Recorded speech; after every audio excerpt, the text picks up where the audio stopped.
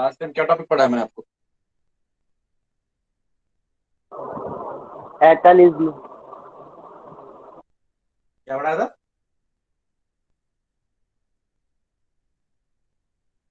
Natural selection. अच्छा हाँ, natural selection की बात चल रही थी ना। चलिए फिर 5 मिनट में तेरा कैमरा जिस करो फिर स्टार्ट कर रहे हैं। रिवाइज किया आप लोगों ने? पढ़ा कुछ एवोल्यूशन में?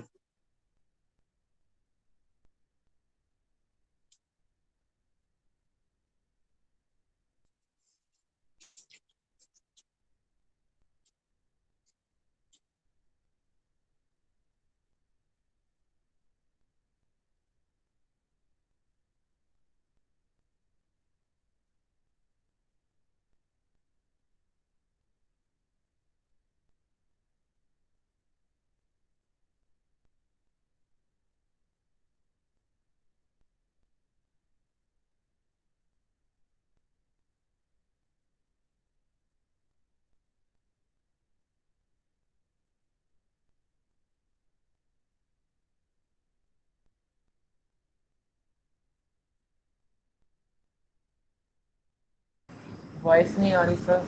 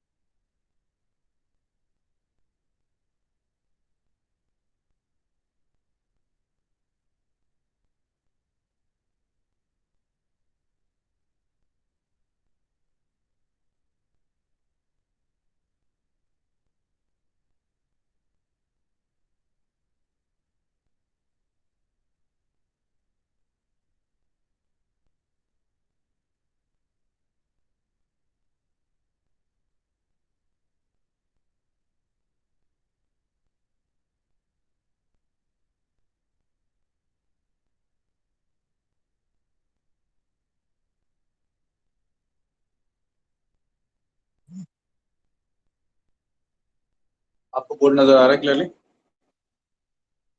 Yes sir.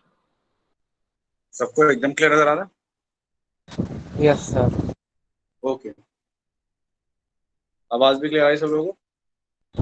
Yes yes sir. Sir.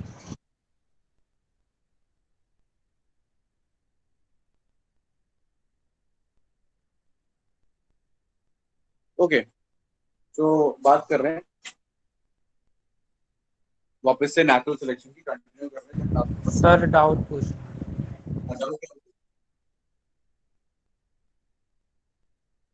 आपको सर जो आपने मेरे हिसाब से तो अडेप्टिव रेडिएशन से ओनली डाइवर्जेंट इवोल्यूशन होना चाहिए,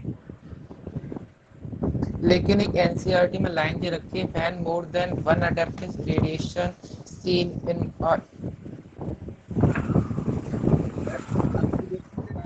बताया कि कंडीशन, मैंने तुम्हें एडेप्टिव रेडिएशन के बारे में कुछ बताया क्या बीच में? सर बता तो दिया आपने अडेप्टिव रेडिएशन के बारे मैंने एडेप्टिव रेडिएशन बता दिया आप लोगों को? में। Yes sir. अच्छा, एडेप्टिव रेडिएशन मार्शल फिल्ड्स कौन सा एग्जांपल देता मैंने बताया था? सर उसमें ओनली डार्विन फिंचेस के बारे में बताया था आपने। तो बेटा ओनली डार्विन फिंचेस के बारे में बताया था, तो एडेप्टिव रेडिएशन हुआ कहां? टॉपिक एज अ टॉपिक मैंने एडेप्टिव रेडिएशन पढ़ा, बोला कि अब मैं एडेप्टिव रेडिएशन शुरू कर रहा हूं, अब एडेप्टिव रेडिएशन पढ़ लो, समझ लो। Can I start and complete the topic adaptive radiation?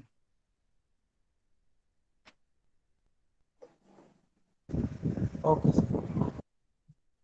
शुरू कराया नहीं है, पढ़ाया नहीं है अभी टॉपिक अपना दिमाग से।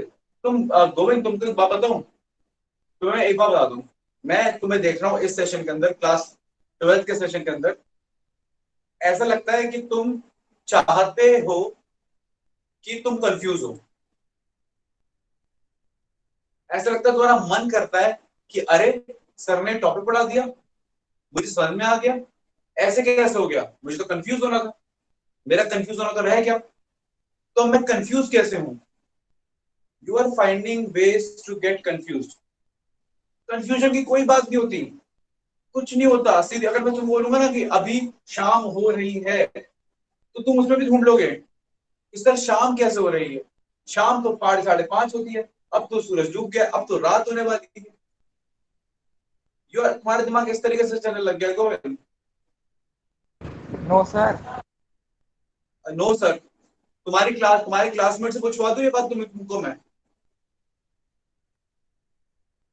कि तुम सिंपल सिंपल चीजों पे ज्यादा कंफ्यूज हो रहे हो। वो तो तुम्हारी क्लास में बैठते हैं ना, आई कुड बी रॉन्ग। अपने क्लासमेट से पूछ लो जरा मैसेज करके, क्या मैं कंफ्यूजन ढूंढता हूँ? और फिर वो अगर बोल देना कि नहीं, तुम्हें एक्चुअली कंफ्यूजन होती है, वो तुम्हारी कंफ्यूजन एक्चुअल कंफ्यूजन के लायक है, तो फिर मैं बता रहा हूँ, तुम एक क्लास में तुमको फ्री दे दूंगा सिर्फ गोविंद के लिए, एक्सक्लूसिव 1 और 30 मिनट्स। अगर तुम्हारा एक भी क्लासमेट बोल दे कि हाँ जो मैं बोल रहा हूँ सच्चाई नहीं है, मैं हवा में बात कर रहा हूँ, और मैं बताऊं तुमको, मैं एक बार में नहीं बोलता, मैं 3 से 4 बार जब जो ऑब्जर्व कर लेता हूँ, मैं सोचता हूँ आज सुधर जाएगा, अब सुधर जाएगा, अब सुधर जाएगा। मैं एटलीस्ट 3 से 4 बार वेट करता हूँ, और जब 3 से 4 बार वेट करने के बाद भी इंसान नहीं सुधरता ना, देन आई कॉमेंट। और मैं तुमको वापस से बता रहा हूँ गोविंद, मेरी बात ध्यान से सुन लेना, ये कि मैं कैसे कंफ्यूज हो जाऊं इस वाले एटीट्यूड से, तुम्हारा कुछ भला नहीं होने वाला। ठीक है ना? प्रॉब्लम क्रिएटिंग नहीं, प्रॉब्लम सॉल्विंग एटीट्यूड रखो। लास्ट क्लास से किसी को कोई डाउट है? सर एक बार अटेनिज्म का बता लीजिए, मतलब क्या होता है उसका? क्या करें सर अटेनिज्म का मतलब? बेटा? थोड़ा जोर से बोलो, समझ में नहीं आया। सर अटेनिज्म का मतलब? टेनिस अटेनिज्म। सर स्पेलिंग अटैविज्म बोल। बोल रहा हूँ। क्या बोल रहा है? ATAVISM। सर एटाविज्म। अटाविज्म। अटाविज्म के बारे में जानना है? अरे अटाविज्म सिंपल बता था कि अगर कोई कैरेक्टर या कोई भी ऐसा कैरेक्टर जो एंसेस्टर में था लेकिन नॉर्मल ऑर्गेनिज्म के अंदर, ह्यूमंस के अंदर नहीं आता, लेट्स से, क्या वो तो किसी भी कॉन्टेक्स्ट में सकता है, मैं ह्यूमंस की बात करूं कि ह्यूमंस की अटाविज्म क्या है, कि ह्यूमन का कोई कैरेक्टर जो ह्यूमंस में शो नहीं होता लेकिन किसी एंसेस्टर में हुआ करता था, वो अचानक से किसी ह्यूमन में शो हो जाए तो उसको अटाविज्म बोलेंगे। जैसे टेल, ठीक है, जैसे कि एक्स्ट्रा पेयर ऑफ निपल्स, जैसे कि थोरासिक निपल्स तो होते ही हैं, उसके अलावा एब्डोमिनल निपल्स भी, या टेल का आ जाना, या एक्स्ट्रा पेयर ऑफ रिब का आ जाना, ये सब जो कैरेक्टर्स हैं, ये अटाविज्म की कैटेगरी में आ जाते हैं। ठीक है, जैसे कि मैं आपको एक और सर एग्जांपल सिक्स्थ देता हूँ। फिंगर भी होती है क्या? क्या? Sixth finger. आने तो मुझे ये बता दे कि कौन से हमारे एंसेस्टर में 6 फिंगर रही थी? हाँ सर, मैं यही पूछ रही हूँ आपसे। मैं पूछ रहा हूँ, मैं पूछ रहा हूँ तुमसे कि हमारे कौन से एंसेस्टर में 6 फिंगर रहती है। आइए सबसे पुराने एंसेस्टर के पास चलते हैं, लेट्स टॉक अबाउट एंसेस्टर्स। सबसे पुराने एंसेस्टर है हमारी मछलियां। मैं वर्टिब्रेट्स पे आ गया हूँ, जहाँ पे टेट्रापोडा आ गए थे। पोडा आएंगी तो फिंगर्स आएंगी, मछलियों के पास पोडा नहीं है, फिंगर्स नहीं है, तो सर ठीक टेट्रापोडा है। हटा देते हैं। Got it? Yes sir. तो एम्फीबिया के पास कितनी उंगलियां हैं? नहीं नहीं, नहीं, कितनी है? फ्रॉग के पास कितनी उंगलियां हैं? 3 या 4। हाथों में 4, पैरों में 5, तो रेप्टाइल्स में 5, तो हमारा प्लान पेंटाडक्टाइल है, तो वो तो छठा आ जाना is another kind of, that is not an ancestor character. चलिए आगे बात करते हैं। ओके, तो आगे सर हम वो बात डिफेक्ट होता है करेंगे ना आपको 6 फिंगर्स। क्या? सर वो डिफेक्ट होता है ना। हाँ जी, डिफेक्ट होता है, प्लेरियोट्रोपिज्म को जैसे करके बोलते हैं, जेनेटिक्स के अंदर है। ओके, आगे बात करते हैं। तो आगे मैं आपको नेचुरल सिलेक्शन के बारे में बताता हूँ। नेचुरल सिलेक्शन के बारे में मैंने आपको चार्ल्स डार्विन के बारे में बता दिया था, और चार्ल्स डार्विन की बात कंटिन्यू कर रहे हैं, बात कर रहे हैं वेरिएशन की।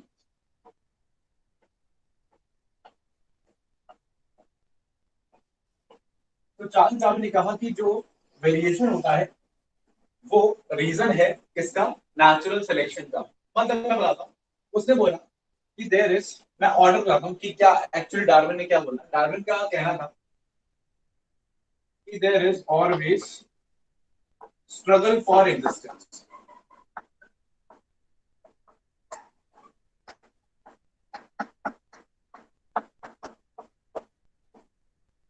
ठीक है, और of course there are always varieties, variations are there.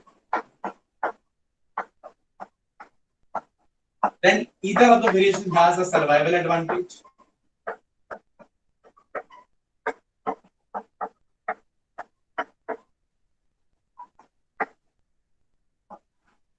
And जिसके पास सर्वाइवल एडवांटेज होता है, then सर्वाइवल उसका होता है।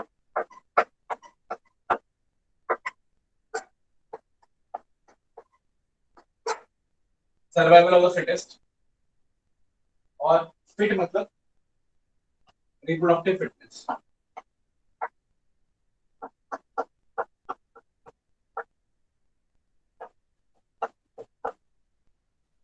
And which ultimately leads to natural selection of that species. Okay. अब मेरी बात ध्यान से सुनेगा। डार्विन ने जिस चीज की बात करी वो नेचुरल सिलेक्शन की बात करी, क्लियर? तो नेचुरल सिलेक्शन में डार्विन ने क्या बात करी कि there is always a struggle for existence. मैं आपको बताता हूँ, देखिए एक साइंटिस्ट हुआ करते थे, उनका नाम था, ये नेचुरल सिलेक्शन जो टर्म है ना, ये डार्विन का दिया हुआ नहीं, ये आया है फ्रॉम साइंटिस्ट थॉमस माल्थस।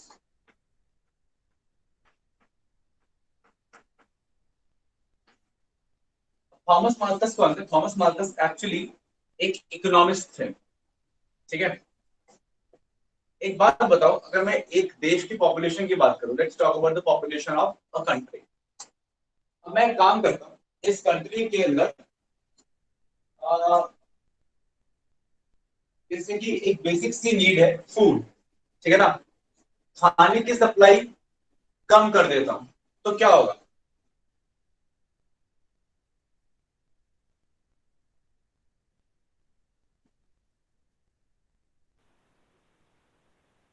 बेटा अगर मैंने इंडिया में खाने की सप्लाई कम कर दी तो क्या होगा? या खाना मैंने बहुत महंगा कर दिया, क्या होगा? सर ज्यादा लोग खरीद नहीं पाएंगे फिर। एग्जैक्टली, खाने की सप्लाई कम हो गई, खाना हो जाएगा बहुत ही महंगा। और जब खाना बहुत ही महंगा हो जाएगा तो सोसाइटी के वही लोग जिनके पास बहुत पैसा है वही खरीद पाएंगे, और जिनके पास पैसा नहीं है वो नहीं खरीद पाएंगे। इससे क्या होगा कि जिनके पास पैसा नहीं है वो मरते चले जाएंगे, और जिनके पास पैसा है वो जीते चले जाएंगे। हो जाएगा ना? और ये भी तो हो सकता है ना कि जैसे कि फॉर एग्जाम्पल कि खाना बहुत ही कम हो गया, बहुत ही ज्यादा कम हो गया, ठीक है। तो अगर आप इसको इस तरीके से लें कि है ना, तो सिर्फ जिनके पास पैसा है वही बचेंगे, तो पॉपुलेशन किस तरह मूव कर जाएगी? जिनके पास ज्यादा पैसा है, तो ज्यादा पैसा होना एक फैक्टर हो जाएगा किसके लिए? सिलेक्शन के लिए। आ रही बात समझ में? तो इसी को हम सिलेक्शन कहते हैं, जब कोई एक चेंज आता है, ठीक है ना, और उस चेंज की वजह से पॉपुलेशन में बहुत ज्यादा इफेक्ट होता है। अब सोसाइटी इस तरीके से चेंज होती है कि rich become more rich and poor become more poor. तो थॉमस माल्थस यही स्टडी कर रहे थे वेस्टर्न कल्चर के अंदर कि किस तरीके से जो फूड है, वाटर है, बेसिक चीजें हैं, वो पॉपुलेशन को किस तरीके से इफेक्ट करती है, ठीक है ना। कैसे अमीर और अमीर बनता जाता है, कैसे गरीब और गरीब होता जाता है, क्या क्या चीजें आती हैं, ये सब चीजें। तो उन्होंने भी पॉपुलेशन में यही स्टडी किया इकोनॉमिकली कि अगर हम खाना कम कर दें या खाने की कीमतें बढ़ा दें या पानी पे टैक्स लगा दें या और भी चीजें कर दें तो अमीर को कोई फर्क नहीं पड़ता, गरीब और गरीब होता है। तो वो सिर्फ ये स्टडी कर रहे हैं। अब यही सब जो चीजें थी, यही चीजें थी, ये उन्होंने डार्विन ने वहां से पकड़ी, इकोनॉमी मतलब इकोनॉमिक्स से पकड़ी, इकोनॉमिक्स वाले सब्जेक्ट से पकड़ी, थॉमस माल्थस की बातें पकड़ी और बायोलॉजी में फिट कर दी, ठीक है। और बायोलॉजी में भी ये एकदम फिट बैठी। क्यों? क्योंकि हमारे यहाँ जो नेचर है वो भी एक सोसाइटी की तरह ही काम करता है, वहां पे भी रिसोर्सेस लिमिटेड है। अब क्योंकि रिसोर्सेस लिमिटेड हैं तो बट ऑब्वियस सी बात है पॉपुलेशन एक लिमिट से ज्यादा नहीं बढ़ सकती, और पॉपुलेशन में हमेशा वेरिएशन रहता है, और एक पर्टिकुलर कंडीशन के अंदर एक वैरायटी हमेशा बेटर होती है दूसरी वैरायटी से। तो जो वैरायटी बेटर होती है वो ज्यादा इवॉल्व होती है, उसकी प्रोजेनी ज्यादा आती है, और जिसकी प्रोजेनी ज्यादा आती है उसका नंबर ज्यादा बढ़ता है, और इस तरीके से वो वाला पॉपुलेशन ज्यादा इवॉल्व हो जाता है या ज्यादा बच जाता है, और दूसरा पॉपुलेशन कम होता रहता है, और एक टाइम के साथ वही टाइप का पॉपुलेशन रह जाता है, और हम कहते हैं कि उसका क्या हो गया, उसका नेचुरल सिलेक्शन हो गया। तो यही है नेचुरल सिलेक्शन इन टोटल, कि there is always a struggle for existence. जीने के लिए एक संघर्ष चलता रहता है। वैरायटीज हमेशा होती हैं, कुछ वैरायटीज को एक एडवांटेज होता है सरवाइव करने का। फॉर एग्जांपल एक जंगल था, वहां टेम्परेचर क्या होने लग गया, बहुत ही हाई होने लग गया। अब कुछ वैरायटीज होंगी जो हाई टेम्परेचर पे रह पाएंगी, कुछ वैरायटी होंगी जो हाई टेम्परेचर पे नहीं रह पाएंगी। तो वो वैरायटीज जो हाई टेम्परेचर पर रह पाएंगी उनके पास सर्वाइवल एडवांटेज है, वो फिट है, वो सर्वाइव कर जाएंगी। और फिट क्यों है? क्योंकि वही रिप्रोड्यूस कर पाएंगी, वही प्रोजेनी दे पाएंगी। तो फिटनेस का मतलब यहाँ पे रिप्रोडक्टिव फिटनेस है, ठीक है ना।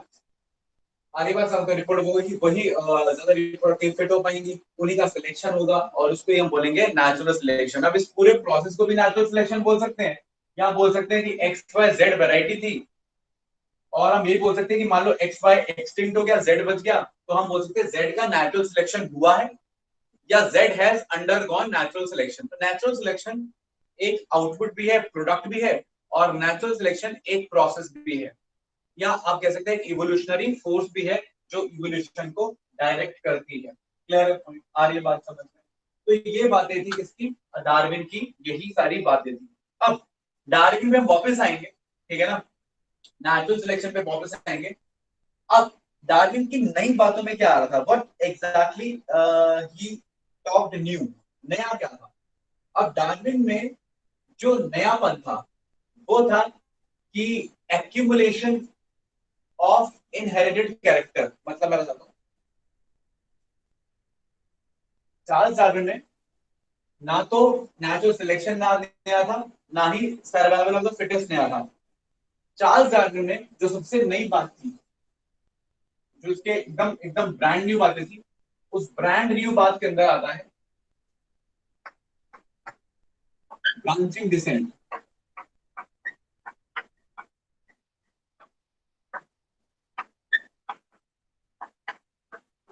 Reproductive fitness,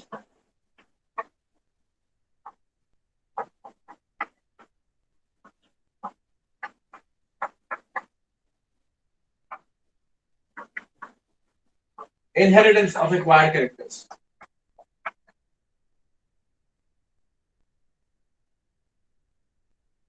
and accumulation.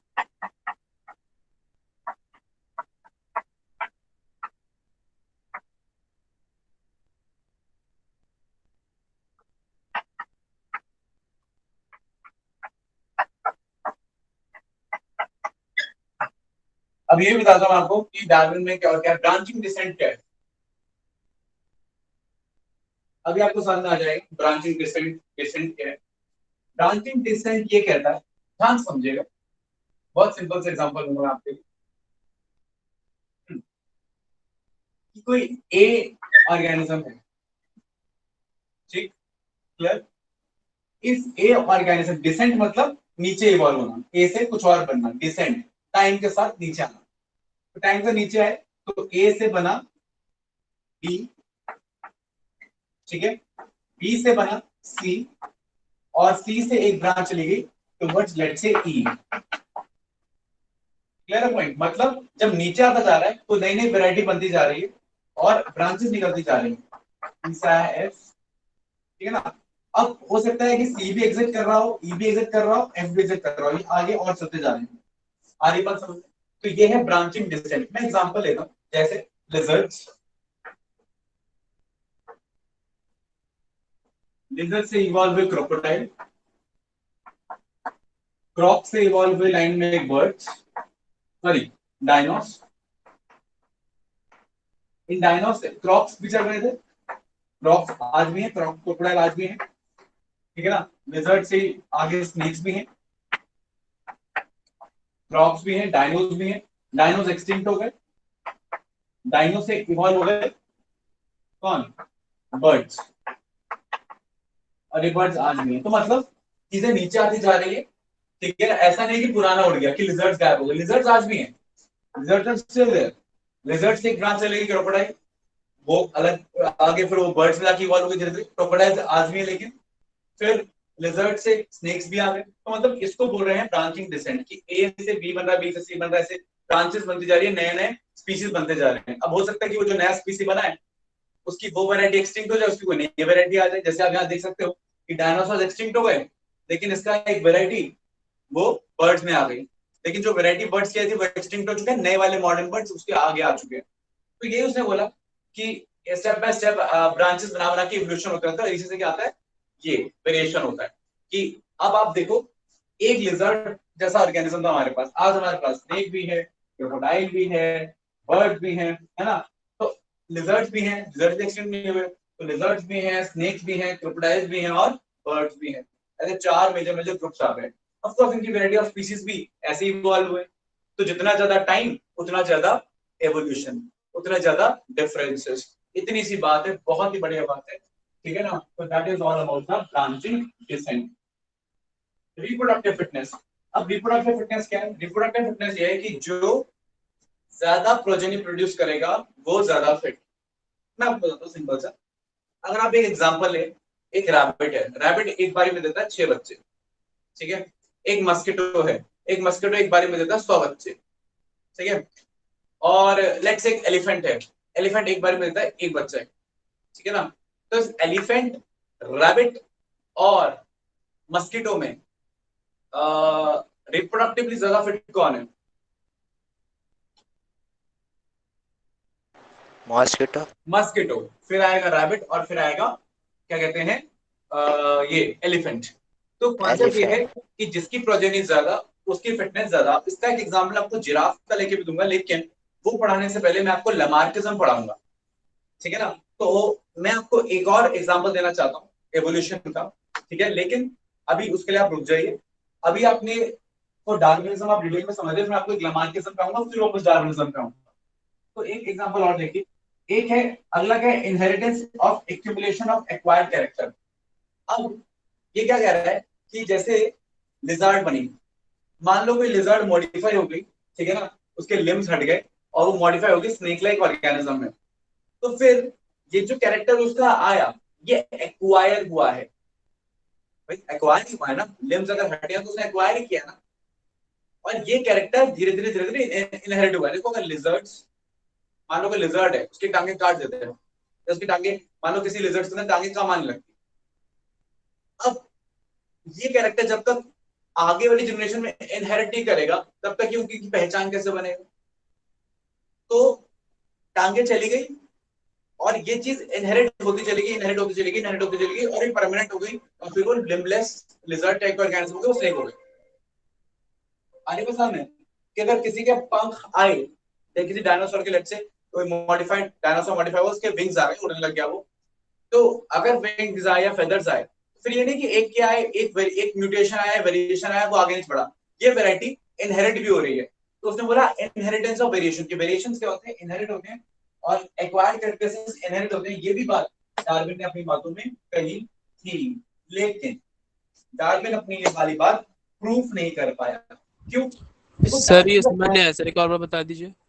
क्या सर ये पॉइंट सामान्य है सर, एक और बार बता दीजिए। बेटा, इनहेरिटेंस ऑफ एक्वायर्ड कैरेक्टर का मतलब कि जो कैरेक्टर एक्वायर किया है, जो जो वेरिएशन आया है, ठीक है ना। मान लो ह्यूमंस के अंदर ही कुछ लोग ऐसे बाय म्यूटेशन या वेरिएशन आ जाते हैं जिनके पास पूरी बॉडी, जिनकी मान लो गोरी होती है लेकिन लेट से सिर्फ नाक काली होती है। एक एग्जांपल ले रहे हैं कि पूरी बॉडी गोरी और नाक सिर्फ काली है, तो एक आधा आदमी ऐसा आ गया, ठीक है ना, लेट्स अज्यूम इट, ठीक है ना। या एक मान लेते हैं एक ऐसी बात कि किसी का कलर स्किन, लेट से स्किन का कलर, लेट से बाय चांस, है ना, अज्यूम कर रहे हैं कि वैरायटी आई कुछ अलग से, या म्यूटेशन कह सकते हो आया, और स्किन का कलर क्या हो गया, येलो, येलो नहीं ब्लू हो गया, लेट्स से ब्लू स्किन के ऑर्गेनिज्म आने लग गए, लेट्स अज्यूम इट, ठीक है ना। अब मान लो कि जो ब्लू कलर स्किन के जो ऑर्गेनिज्म है, ठीक है ना, मान लो ये लोगों को कुछ ज्यादा ही पसंद आ रहे हैं, ठीक है ना। ये ब्लू कलर के जो ऑर्गेनिज्म है, ठीक है ना, ये लोगों को कुछ ज्यादा ही पसंद आ रहे हैं, सब लोग ब्लू ब्लू कलर के बनना चाहते हैं, ठीक है ना, आने बात समझ में। तो जिसकी भी शादी हो रही है वो चाह रहा है कि नहीं हमारा जो दामाद है वो ब्लू कलर का होना चाहिए, ठीक है, हमारी जो मतलब बहू है वो ब्लू ही कलर की होनी चाहिए, ब्लू कलर की होनी चाहिए। और ये ब्लू कलर बड़े फैशन में आ गया, लोगों को बड़ा पसंद आने लग गया, ठीक है ना। तो ये ब्लू कलर का नंबर धीरे धीरे धीरे बढ़ने लगेगा, बढ़ते बढ़ते बढ़ते बढ़ते डोमिनेट हो जाएगा, ठीक है ना। अब बाई चांस लेट से ये ब्लू कलर ऐसा होगा कि एक पर्सन का मान लो बाई चांस ब्लू कलर हो गया, अब लेट से उसके बेबी का कलर आगे वापस वही ह्यूमन स्किन आ रही है, नॉर्मल नॉर्मल ह्यूमन स्किन का कलर आ रहा है, तो तुमको क्या लगता है कि क्या ये ब्लू कलर का आना आगे एज अ कैरेक्टर बन पाता, नहीं बन पाता। वही कैरेक्टर आगे कैरेक्टर बनेगा ना जो इनहेरिट हो रहा है। आगे बस समझ में, मतलब हम में से किसी का कलर स्किन कलर ब्लू हो गया, मान लो ये चीज प्रोजेनी में रिफ्लेक्ट नहीं कर रही, ठीक है ना, ब्लू कलर का ऑर्गेनिज्म तो है लेकिन प्रोजेनी कैसी आ रही है, वही नॉर्मल कलर की, ठीक है। ये ब्लू कलर बस बाय चांस एक बार किसी में आ गया था, तो वो किसी फायदेमंद नहीं है ना। तो नई वेरायटी कब आएगी या नई वेरायटी आगे कैसे इवॉल्व होगी, जब तक वो प्रोजेनी में रिफ्लेक्ट ना करे, और प्रोजेनी में रिफ्लेक्ट कर रही है मतलब वो कैरेक्टर क्या हो रहा है, इनहेरिट हो रहा है। यही बात बोली किसने, डार्विन ने, कि there is an inheritance of acquired character. Got it? Yes sir. Okay. Sir हाँ जी। आपने जो ये एग्जाम्पल्स दिए, हाँ, तो इसमें जो नए कैरेक्टर्स आ रहे हैं वो तो क्या, वो मतलब थोड़े अलग हैं, मतलब बहुत ज्यादा अलग है। तो ये म्यूटेशन से है या वेरिएशन से? क्योंकि सर नहीं ये हम बेटा बेटा ये तो म्यूटेशन है, ठीक है ना, ये तो तो सर म्यूटेशन है, नो हमने डाउट। ये पढ़ा है कि म्यूटेशन से जो ऑर्गेनिजम्स होते हैं वो तो जिंदा ही नहीं रहते। अरे तो फिर ऐसे भैया, अभी मैं तेरे को दो तीन एग्जांपल दूंगा ना, फिर तुम मुझे बोलेगी कि सर ये तो आप सही बात बता रहे हो, रुक जाओ एक मिनट बताता हूँ तो तुझे, रुक सर जाओ। दे दो एग्जांपल। हाँ दे रहा हूँ, रुक जाओ एक मिनट, मैं कैमरा ठीक कर लूँ। अब तुम पता है क्या, म्यूटेशन से ऑर्गेनिज्म जिंदा नहीं रहते। कौन सी म्यूटेशन से ऑर्गेनिज्म जिंदा नहीं रहते, पहले मुझे ये बताओ। मैं तुम्हें बताता हूँ, अज्यूम करना एक बैक्टीरिया है, उसके अंदर म्यूटेशन हो गई, and because of this mutation now it has resistance to, let's say an antibiotic known as penicillin. उसको पेनिसिलिन का रेजिस्टेंस आ गया, ठीक है ना। तो अब ये बैक्टीरिया जिंदा रहेगा या मर जाएगा? जिंदा रहेगा सर। एक मिनट, आयुषी तो पूछ लें। आयुषी, जिंदा रहना चाहिए।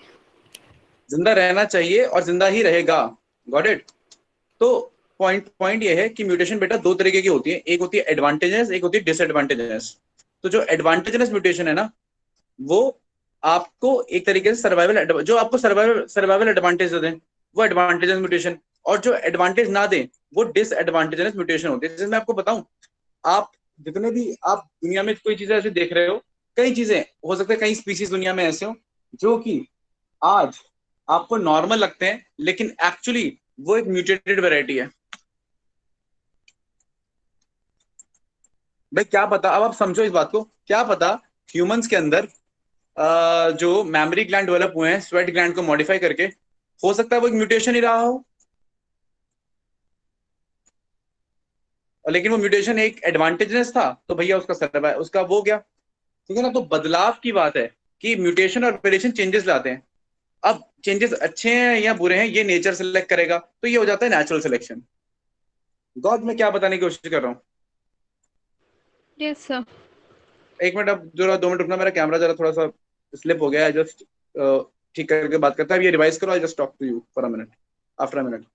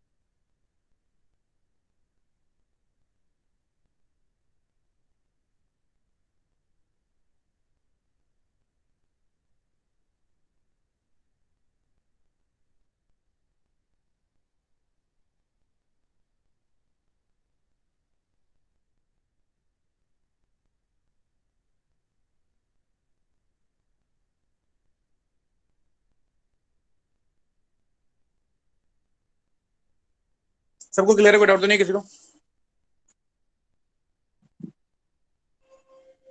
ओके, चलिए आगे बात करते हैं। तो ये हो गया सारी बातें डार्विन की। आइए मैं आपको एक दो बातें और बताता हूँ, बड़ी इंटरेस्टिंग। तो म्यूटेशन याद रखिएगा, म्यूटेशन दो तरह की होती है, एक एडवांटेजलेस, एक डिसएडवांटेजलेस। और इसकी बात हम करेंगे, हुगो डी वेरिस की बात करेंगे, म्यूटेशन थ्योरी ऑफ इनहेरिटेंस की बात करेंगे। आइए मैं आपको और आगे कुछ भी समझाने से पहले एक नेचुरल सिलेक्शन का एग्जांपल ले रहे हैं, ठीक है? और फिर हम पढ़ेंगे अबाउट लामार्किज्म और फिर वापस आएंगे डार्विनिज्म पे समझाने के लिए कि दोनों कैसे थोड़ा सा डिफरेंट है, ठीक है? तो अब मैं आपको क्या समझाने जा रहा हूँ, एक मिनट रुको। एक पॉइंट और याद रखना कि एक साइंटिस्ट और थे, इनका नाम साइड में लिखा, साइंटिस्ट थे अल्फ्रेड वालेस। ये इंपॉर्टेंट साइंटिस्ट है अल्फ्रेड वालेस। इन्होंने रिसर्च करी थी ऑन मलाया आर्चिपेलागो।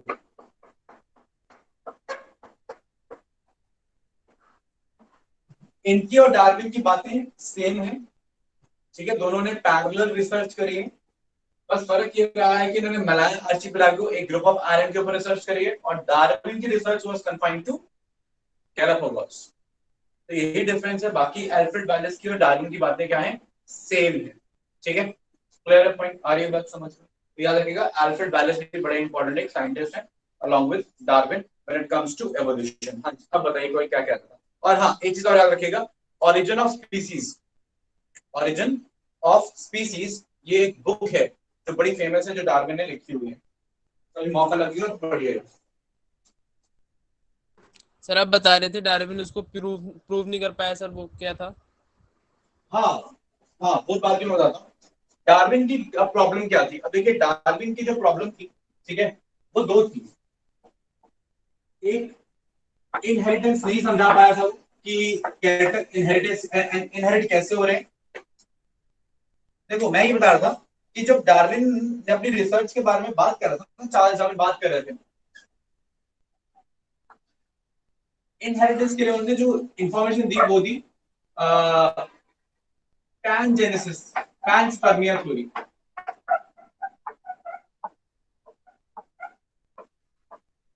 या स्पोरोजेनेसिस।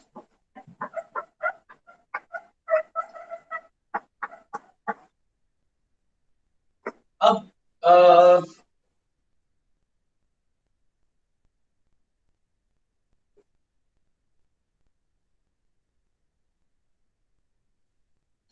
सॉरी, पैनस्पर्मिया नहीं, पैनजेनेसिस।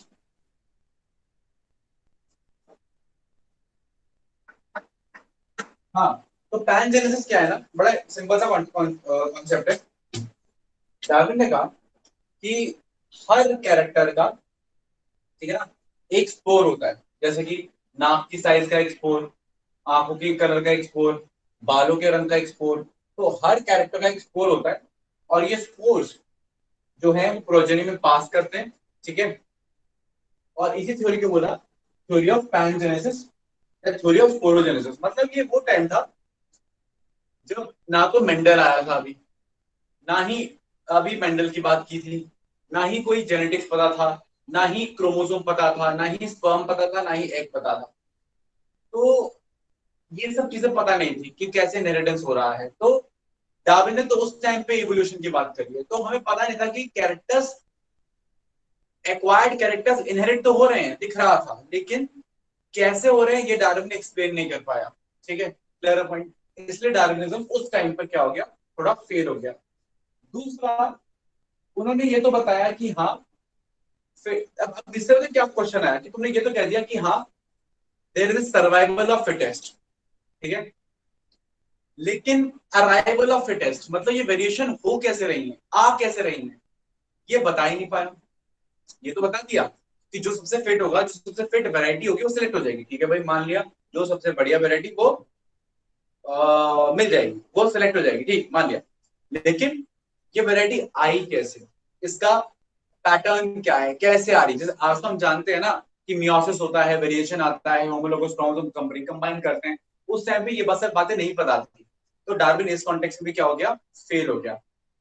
तीसरी बात, जब डार्विन ने ये बोला कि सिर्फ वही कैरेक्टर जिनका एडवांटेज है वही आगे जाएंगे, और बाकी कैरेक्टर्स आगे नहीं जाएंगे जिनका कोई यूज नहीं है, तो फिर ये जो है ना आपके वेस्टिजियल ऑर्गन, ये भी डार्विन ने एक्सप्लेन नहीं कर पाया कि भाई वेस्टिजियल ऑर्गन तो वो ऑर्गन है जिनका कोई यूज नहीं है। अब इनका कोई यूज नहीं है तो ये हट क्यों नहीं गए, ये गायब क्यों नहीं हो गए, ये क्यों हर बार इवोल्यूशन के अंदर क्या सिलेक्ट हुए जा रहे हैं, है ना।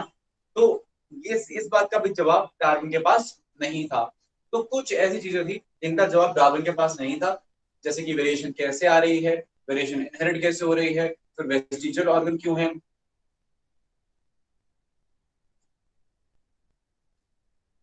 तो इस वजह से उस वक्त डार्विनिज्म फेल हो गया। ठीक है, clear.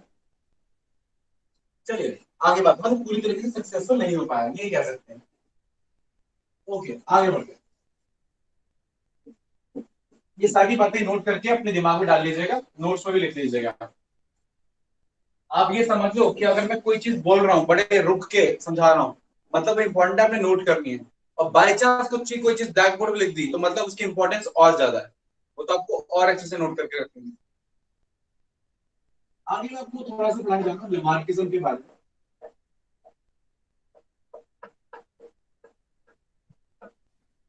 Bye J.B.D. Lamarck, scientist थे। इन्होंने भी एक बुक लिखी थी, फिलोसफी ऑफ जूलॉजी।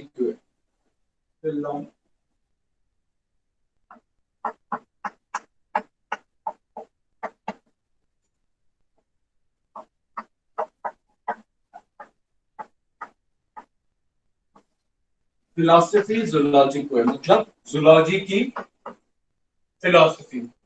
ठीक है, ओके। तो Lamarckism, J.B.D. Lamarck, philosophy zoology की इनकी बुक है। और जो थ्योरी दी है इस किताब के अंदर वो कौन सी है, use and disuse of organ, and साथ में point number 1, point number 2, inheritance of acquired character.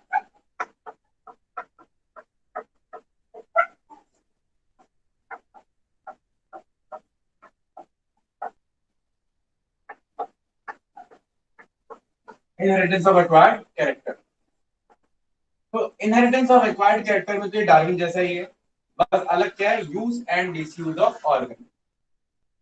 अब देखो लेमार्क का क्या कहना था, लेमार्क भाई साहब कहते थे, ठीक है ना, कि there is a need, there is a need, एक जरूरत होती है,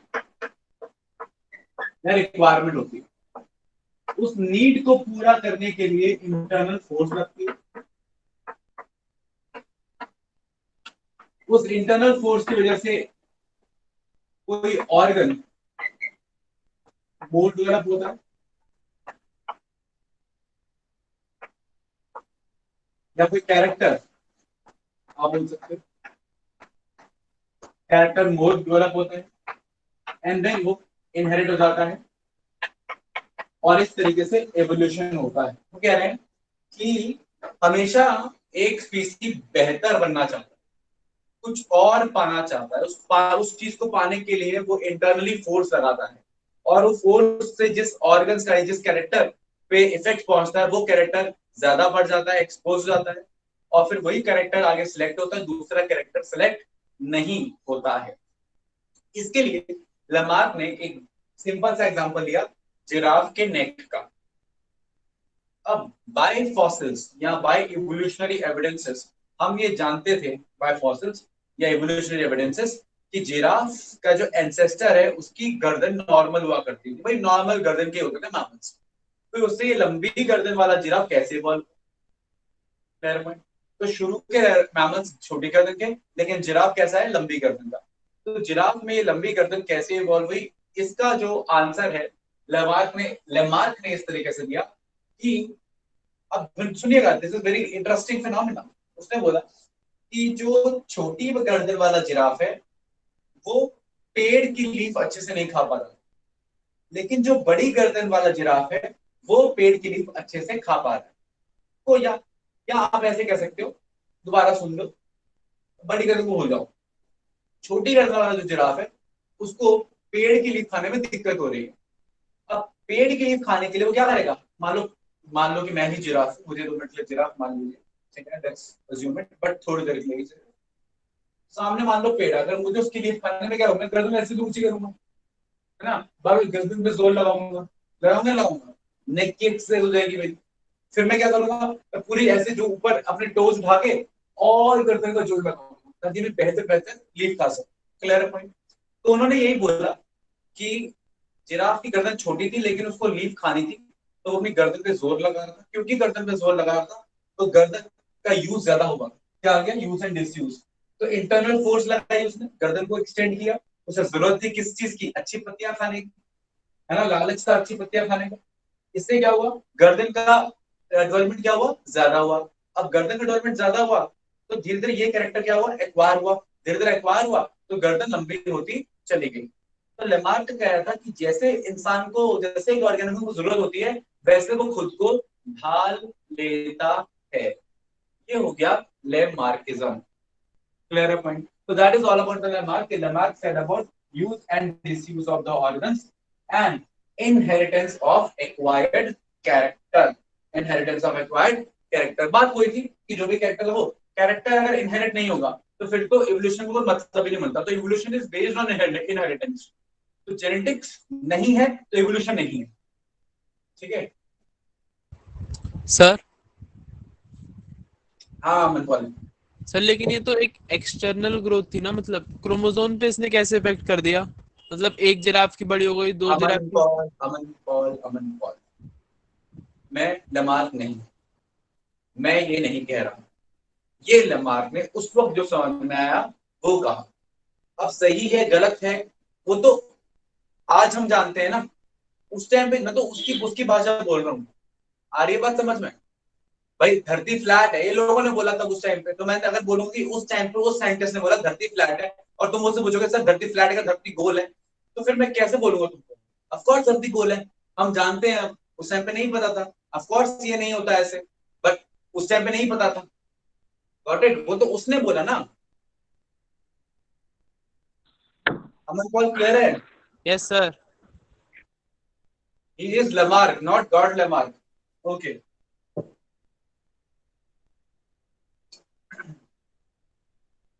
चलिए आगे बात करते हैं।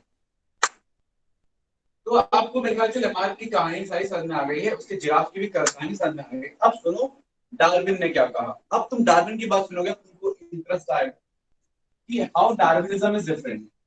अब डार्विन की यही बात जिराफ वाली डार्विन के थ्रू समझते हैं। अब डार्विन सर क्या कहते हैं, डार्विन सर कहते हैं कि छोटी और बड़ी गर्दन के जिराफ हमेशा से थे। मान लो ये छोटी गर्दन का जिराफ है और ये थोड़ी बड़ी गर्दन का जिराफ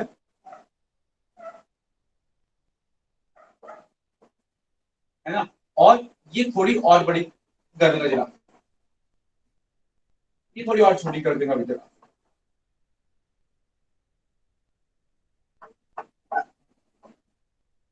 ठीक है, ये एक लेवल है, ये दूसरा लेवल है, ये तीसरा लेवल है। अब मेरी बात ध्यान सुनिए। ओके अब आप में से कोई भी एक मेरी बातों का धीरे धीरे जवाब दे सकता है। मेरी बात ध्यान सुनेगा। What did exactly Darwin said? Darwin said कि छोटी बड़ी गर्दन के जिराफ हमेशा से थे। अब डार्विन की बातों में आ जाओ। डार्विन ने कहा कि वेरिएशन हमेशा होता है ना। भाई ह्यूमन की पॉपुलेशन देख लो, कोई गोरा है, कोई थोड़ा काला है, कोई ज्यादा काला है, कोई ज्यादा गोरा है। वेरिएशन इज ऑलवेज देयर, छोटा छोटा वेरिएशन होता है। मतलब कि मान लो कि जो जिराफ इवॉल्व हुआ, जो इवॉल्व हुआ मैमल, सबकी गर्दन लेट से शुरू में 1 मीटर की थी, ठीक है ना, और आज 4 मीटर की है, ये मान लेते हैं, ठीक है ना। या मान लेते हैं शुरू में आधे मीटर की थी और आज 4 मीटर की है। तो आधे से 4 का इवोल्यूशन कैसे हुआ? उसने बोला कि वेरिएशन हमेशा रहता है। तो मतलब आधी मीटर के मान लो गर्दन के जिराफ रहे होंगे, राइट? रहे होंगे नहीं रहे होंगे एक टाइम पे, हाँ कि ना? Yes sir. ठीक है। अब क्योंकि वेरिएशन हमेशा रहता है तो किसने कहा कि सबकी गर्दन आधे ही मीटर की होगी? हो सकता है किसी की आधे मीटर की हो तो किसी की 0.25 मीटर की हो, और किसी की 0.25 मीटर की होगी, हो सकता है किसी की 0.75 मीटर की भी हो। क्या क्या ऐसा हो सकता है किसी की 0.75 की हो, किसी की 0.25 की हो, किसी की 0.5 की हो सकता है सर। हो सकता है, यस बट हो सर। सकता है हाँ, आधे की होगी लेकिन 2.5-3 की नहीं होगी, क्योंकि इतना इतना वेरिएशन नहीं होता, वेरिएशन छोटा मोटा होता है। तो आधा, आधे से थोड़ा और जोड़ लिया 0.75, थोड़ा और कम कर लिया 0.25, इतना वेरिएशन हमेशा रहता है। आई सपोज ये आपको क्लियर है। अब मुझे ये बताओ कि इन 0.75, 0.5 और 0.25 में ज्यादा बढ़िया लीफ, ज्यादा बढ़िया हरी पत्तियां कौन खा पाएगा? 0.75। 0.75, वेरी गुड। तो ज्यादा हट्टा कट्टा, ज्यादा तंदुरुस्त कौन होगा? 0.75, 0.5 या 0.25? 175। 0.75। तो 0.75 वाला ज्यादा हट्टा कट्टा, ज्यादा तंदुरुस्त होगा, वेरी गुड। तो कोई फीमेल है, मान लो फीमेल जिराफ है, तो वो कौन से वाले जिराफ को मीटिंग के लिए सिलेक्ट करेगी? जो हट्टा जीरो कट्टा पॉइंट सेवन मजबूत है या फाइव जो मीटर कमजोर वाली वाला है? गर्दन के। यस। अब ऐसा नहीं कि long necks are in fashion, कि लंबी गर्दन वाला फैशनेबल है, बड़ा स्मार्ट है, ऐसा कुछ नहीं है। क्योंकि लंबी गर्दन होने से उसको खाने को ज्यादा अच्छा मिल रहा है, खाने को ज्यादा अच्छा मिल रहा है तो वो हेल्दी ज्यादा, और ज्यादा हेल्दी होने का मतलब ज्यादा स्ट्रांग। और एनिमल्स में नेचुरल सिलेक्शन या सेक्सुअल सेक्सुअल सिलेक्शन कैसे होता है? फीमेल करती है मोस्टली। और कैसे करती है? कि जो ज्यादा स्ट्रांग है, जो ज्यादा अच्छे से फाइट कर सकता है, he is the one who gets the female। अब बेसिक सी बात है, फीमेल अब मेटिंग के चांसेस 0.75 वाले के ज्यादा है, 0.5 वाले के या 0.25 वाले के? 0.75। 0.75। तो प्रोजेनी या बच्चे ज्यादा किसके आएंगे? 0.75 वाले के। तो 175। टाइम के साथ जो जो जो एवरेज 0.5 था वो किसकी तरफ मूव कर जाएगा? 0.75 की तरफ मूव कर जाएगा। तो अब एवरेज मूव कर गया 0.75 की तरफ। ठीक है, अब मान लो पूरी पॉपुलेशन की धीरे धीरे 0.75 वाली हो गई, लेकिन क्या अब वेराइटी आना बंद हो जाएगा? नहीं, वेराइटी अभी भी आएगी। तो 0.75 के भी होंगे, अब वेराइटी का थोड़ा सा लेवल बढ़ गया, अब 0.75 से 1 वाले भी होंगे और 0.5 वाले भी होंगे। तो अब सिलेक्शन किसका होगा? 1 वाले का। ठीक है, तो अब थोड़े टाइम बाद पूरी पॉपुलेशन कैसी हो जाएगी? ऑलमोस्ट 1 मीटर वाली हो जाएगी। फिर 1 मीटर में वेरिएशन कैसा होगा? 0.5 वाले भी होंगे, 0.75 वाले भी होंगे, 1.5 वाले भी होंगे। तो अब एडवांटेज किसके पास आ जाएगा? अब एडवांटेज आ जाएगा 1.5 वाले के पास। तो प्रोजेनी का एवरेज ओवरऑल क्या हो जाएगा? आते आते सालों साल में 1.5। तो ऐसे करते करते धीरे धीरे वेरिएशन होते होते धीरे धीरे एक डायरेक्शन मिल गया ना, कि लंबी गर्दन वाला ज्यादा हष्टपुष्ट, इसकी प्रोजेनी ज्यादा, इसको सिलेक्ट करो। तो इसी डायरेक्शन में इवोल्यूशन होता चला गया, होता चला गया, होता चला गया। और अल्टीमेटली आज हम देख रहे हैं कि जिराफ का गर्दन क्या है? लंबी है। तो एक स्टेप में देखोगे ना, 0.5 से 4 मीटर तो नहीं समझ में आएगा। 0.5 से 0.75, 0.75 से 1, 1 से 1.5, 1.5, 2, 2.5, 2, 3, 3.5, 4, ऐसे समझोगे तो फिर समझ में आ जाएगा। तो यही है नेचुरल सिलेक्शन, यही है वेरिएशन, यही है सर्वाइवल ऑफ द फिटेस्ट, यही है रिप्रोडक्टिव फिटनेस, यही है जो डार्विन ने कहा है। अगर आपको समझ में आया तो क्लियर है पॉइंट? सर ये अभी भी चल रही है फिर? कुछ सालों बाद और लंबी हो जाएगी जिराफ की हाँ, गर्दन? देखो अब यही पॉइंट है कि क्या ज्यादा और लंबी गर्दन का कोई डिसएडवांटेज भी हो रहा है? भाई एक लेवल तक तो एडवांटेज आ गया, अब क्या इसके आगे और एडवांटेज है या एक डिसएडवांटेज है? ग्राफ ऐसे पूरा हो चुका है, अभी ऐसे कॉन्सेंट रहेगा या नीचे गिरेगा, वो तो डिपेंड करेगा किस तरीके का नेचर रहता है, एनवायरमेंट रहता है, उन कई चीजों पर डिपेंड करता है। ओके,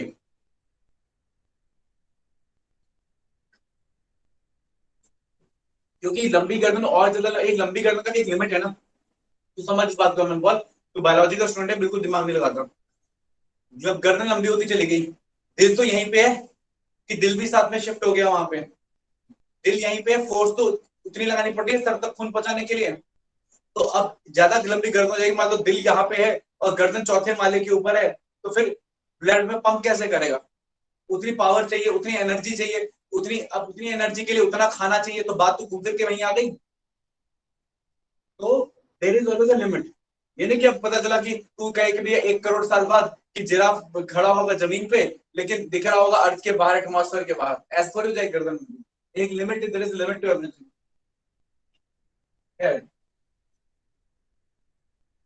ठीक है अमन? Yes sir. ओके, तो आई सपोज आपको नेचुरल सिलेक्शन क्लियर हो गया।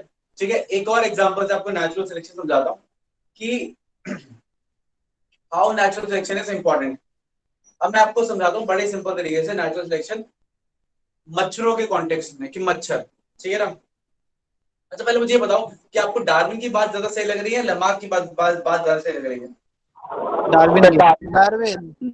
डार्विन, तो डार्विन की बात ही उस वक्त भी ज्यादा सही मानी जाती है, एक एडवांस है। लेकिन दोनों में कॉमन क्या रहेगा? Inheritance of acquired character. और और दोनों के फेल करने वाले एक साइंटिस्ट का नाम है actually August Weissman. August Weissman.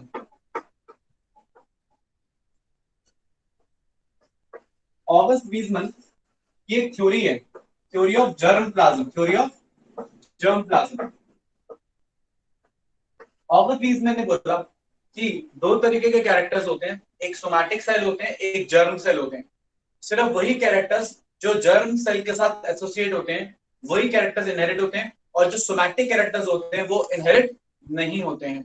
तो इस थ्योरी ने बाकी दोनों थ्योरी को क्या कर दिया? फेल कर दिया, लमार्क की भी और डार्विन की भी। कौन सी? थ्योरी ऑफ जर्म प्लाज्म, जो ये कहती है कि सोमैटिक कैरेक्टर्स इनहेरिट नहीं किए जा सकते, सिर्फ कैरेक्टर्स जो जर्म प्लाज्म के साथ एसोसिएटेड हैं वही इनहेरिट किए जा सकते हैं। मतलब कि जो स्पर्मेटोगोनिया और ओवोगोनिया के साथ जुड़े हैं वही कैरेक्टर्स इनहेरिट होंगे, बाकी इनहेरिट नहीं होंगे। और ऑफ कोर्स ये बात क्या है?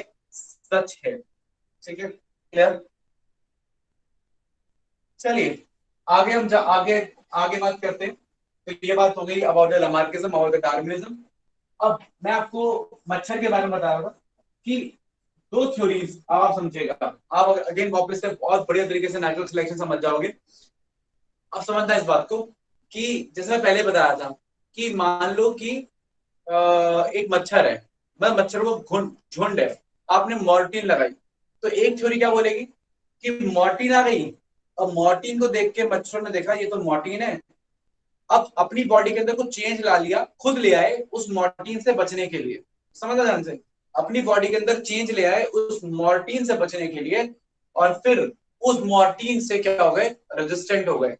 एक ये कॉन्सेप्ट सुनने में बड़ा अच्छा लगता है, बड़ा इजी लगता है, ठीक है ना। अब दूसरा कॉन्सेप्ट क्या कहता है कि मॉर्टिन आई, अब इस मॉर्टिन से सारे मच्छर मर रहे थे, लेकिन because of variation, bye chance कुछ मच्छर, 10-12 मच्छर है, 5-7 मच्छर बच गए जो bye variation, by chance resistant थे। अब क्योंकि इनके पास सर्वाइवल एडवांटेज था, तो ये सर्वाइवल एडवांटेज में ये फिट बैठे उस कंडीशन में, मॉर्टिन वाली कंडीशन में क्या बैठे? फिट बैठे। हो सकता है इस मच्छर की एक टांग ना हो सकता है कि इस मच्छर का एक एंटीना खराब हो, लेकिन ये मच्छर उस कंडीशन के हिसाब से बेस्ट क्या बैठ रहा है? फिट बैठ रहा है, ठीक है ना। तो फिर हो सकता है तो उस कंडीशन में ये वाला जो मच्छर है जो उस मॉर्टिन से रेजिस्टेंट है, अब सारे मर गए, यही बच गया। अब इनकी प्रोजेनी आए, सारे कैसे हो गए? मॉर्टिन के रेजिस्टेंट। ठीक है, तो कौन सी थ्योरी लमार्किज्म है, कौन सी थ्योरी डार्विनिज्म है? पहली वाली लैमार्क की, सर दूसरी वाली फर्स्ट वाली डार्विन लैमार्क। की। एग्जैक्टली, पहली वाली लमार्किज्म है, दूसरी वाली क्या है? डार्विनिज्म। अब आप एकदम डिफरेंस को एकदम बढ़िया तरीके से समझ के आप भूलेंगे नहीं। बहुत ही बढ़िया, वेरी गुड।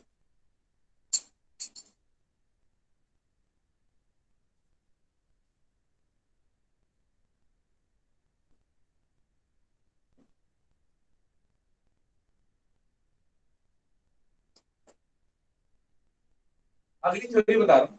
अच्छा, नेचुरल सिलेक्शन की बात करें ना, अब नेचुरल सिलेक्शन में एक और बढ़िया एग्जांपल है, वो भी मैं आपको बताना चाहता हूँ, सर वो भी आपको। हाँ, सर ये मच्छर वाली उसको जर्म प्लाज्म से कैसे एक्सप्लेन करेंगे हम, जो तीसरी थ्योरी ने सबको फेल कर दिया? वो तीसरी थ्योरी तो बस एक थ्योरी थी कि भाई जो जर्म सेल है उसी के जो कैरेक्टर्स होते हैं वही इनहेरिट होते हैं। देखो बात एक तरीके से सही भी है, मैं बताता हूँ तुमको कि अब देखो देखा जाए तो फॉर एग्जांपल अगर कोई बहुत ज्यादा बॉडी बिल्डअप कर ले, बहुत ज्यादा बाइसेप्स बना ले, है ना, एकदम डेवलप मोटे मोटे डोरे बना ले, एकदम फिट हो जाए, खली बन जाए एकदम, ठीक है ना। ठीक है, तो अब ये तो होगा नहीं ना कि the baby born would be like खली। तो आज हम जानते हैं कि किसी भी कैरेक्टर को पास ऑन होने के लिए वो कैरेक्टर जीन्स के साथ एसोसिएट होना चाहिए। अगर वो जीन्स के साथ एसोसिएटेड होगा, भी कौन सी जीन्स जो स्पर्मेटोगोनिया ओगोनिया के अंदर है। मान लो कि किसी को लिवर बड़ा हो गया या हार्ट छोटा हो गया, तो ये जो कैरेक्टर है ये उसके साथ नहीं हुआ। एक minute, just hold for a minute.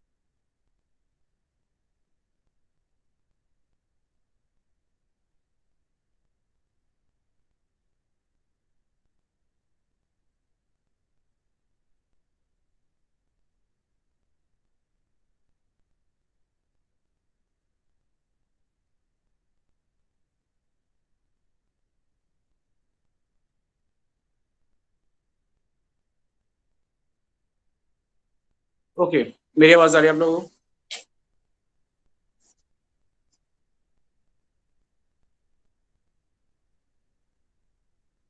Okay, Yes, sir. तो हाँ, बोलो कुछ कह रहे थे आप लोग।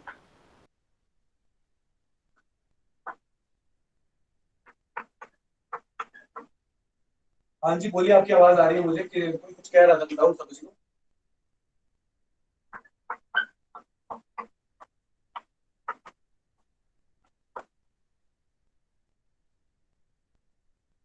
मेरी आवाज आ रही है आप लोगों को?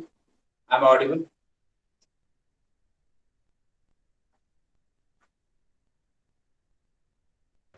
Yes, sir. ओके,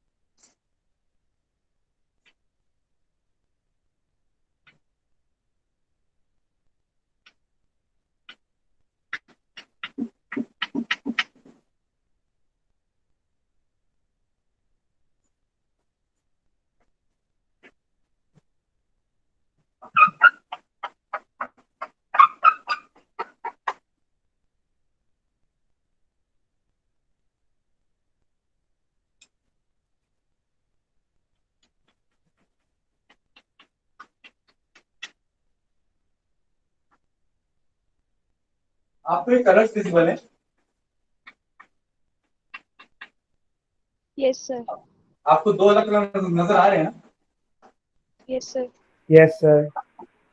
ओके,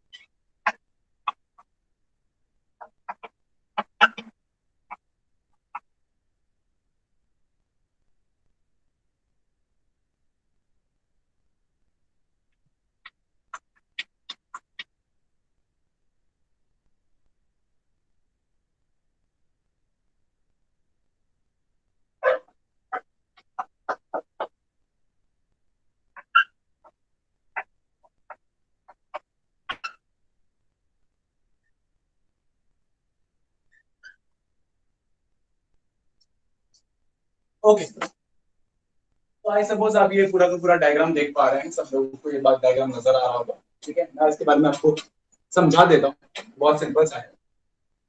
देखो, ये जो डायग्राम आप टुवर्ड्स द लेफ्ट देख रहे हो, ये इंग्लैंड का ही है जब वहां इंडस्ट्रीज नहीं आई। राइट में जो आप डायग्राम देख रहे हो वो भी इंग्लैंड का ही है जब इंडस्ट्रियलाइजेशन हो गया था। अब इस दोनों डायग्राम में क्या फर्क है कि जब इंडस्ट्रीज नहीं आई थी तब पॉल्यूशन नहीं था, तो ये नॉन पॉल्यूटेड एरिया के अंदर है और ये पॉल्यूटेड एरिया के अंदर है। अब जब पॉल्यूशन नहीं होता तो पेड़ों पे लाइकेंस होते हैं, लाइकेंस का जो कलर है वो लाइट होता है, तो पेड़ों का जो बैकग्राउंड है वो लाइटर है, जब लाइट बैकग्राउंड की क्या है, पेड़, राइट। और जब आप राइट में आप देखें तो पेड़ों का बैकग्राउंड आप देखिए, पेड़ों का बैकग्राउंड कैसा है, डार्क है। डार्क क्यों है, क्योंकि अब लाइकेंस से ये पेड़ कवर्ड नहीं है, ये लाइकेंस से पेड़ क्या नहीं है, कवर्ड नहीं है। क्यों कवर्ड नहीं है, क्योंकि लाइकेंस किल हो गए हैं या लाइकेंस ग्रो नहीं किए हैं बिकॉज ऑफ पोल्यूशन। पोल्यूशन में होता है SO2 और SO2 लाइकेंस की ग्रोथ को रोक देता है। अगर आप ये बात जानते हैं तो अच्छी बात है, नहीं है तो मेरी बात याद रखिएगा कि lichens do not grow at somewhere where there is pollution, so lichens are one a kind of indicators, biological indicators, ठीक। तो हमने क्या समझा कि जहां रहेंगे lichens वो रहेगा बैकग्राउंड लाइट, और जहां नहीं होंगे लाइकेंस वो रहेगा पेड़ों का बैकग्राउंड डार्क। डार्क बैकग्राउंड मैंने यहाँ पिंक से दिखाया है और लाइट बैकग्राउंड मैंने व्हाइट से दिखाया है। अच्छा, ये हुआ एक बैकग्राउंड इंफॉर्मेशन आप लोगों के लिए। एक एक मैंने आपको बैकग्राउंड इंफॉर्मेशन दे दिया ताकि आप आगे समझ सकें। अब मेरी बात ध्यान सुनिएगा। अब इंग्लैंड में क्या ऑब्जर्व किया कि जब इंडस्ट्रीज नहीं थी, जब पॉल्यूशन नहीं था, नॉन इंडस्ट्रियलाइजेशन था, तब भी वहां पर दो तरीके की मौत थी, और जब इंडस्ट्रीज आ गई तब भी वहां दो तरीके की मौत थी। दोनों मौत में डिफरेंस देखिए, एक मौत है लाइट कलर की, एक मौत है डार्क कलर की।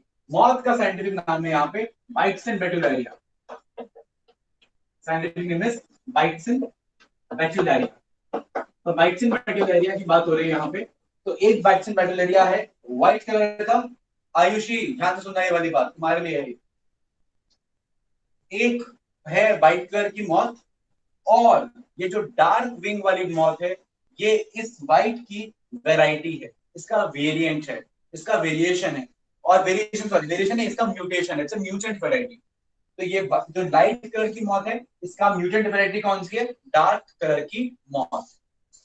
अब ऑब्जर्व क्या किया गया, ऑब्जर्व ये किया गया कि जब इंडस्ट्रीज नहीं थी, डेटाबेस एनालिसिस है, जब इंडस्ट्रीज नहीं थी तो डार्क विंग वाली मौत अमाउंट में कम थी। इंडस्ट्रीज तो डार्क विंग वाली क्या थी, कम, और लाइट विंग वाली थी क्या, ज्यादा। तो लाइट विंग वाली ज्यादा, डार्क वाली कम।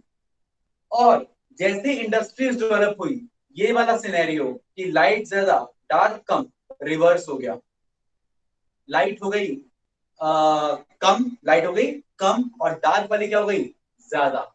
तो मतलब जैसे इंडस्ट्रीज आई डार्क वाली का क्या हो गया, नेचुरल सिलेक्शन, और जब इंडस्ट्रीज नहीं थी तब किसका हो रहा था नेचुरल सिलेक्शन, व्हाइट वाली का।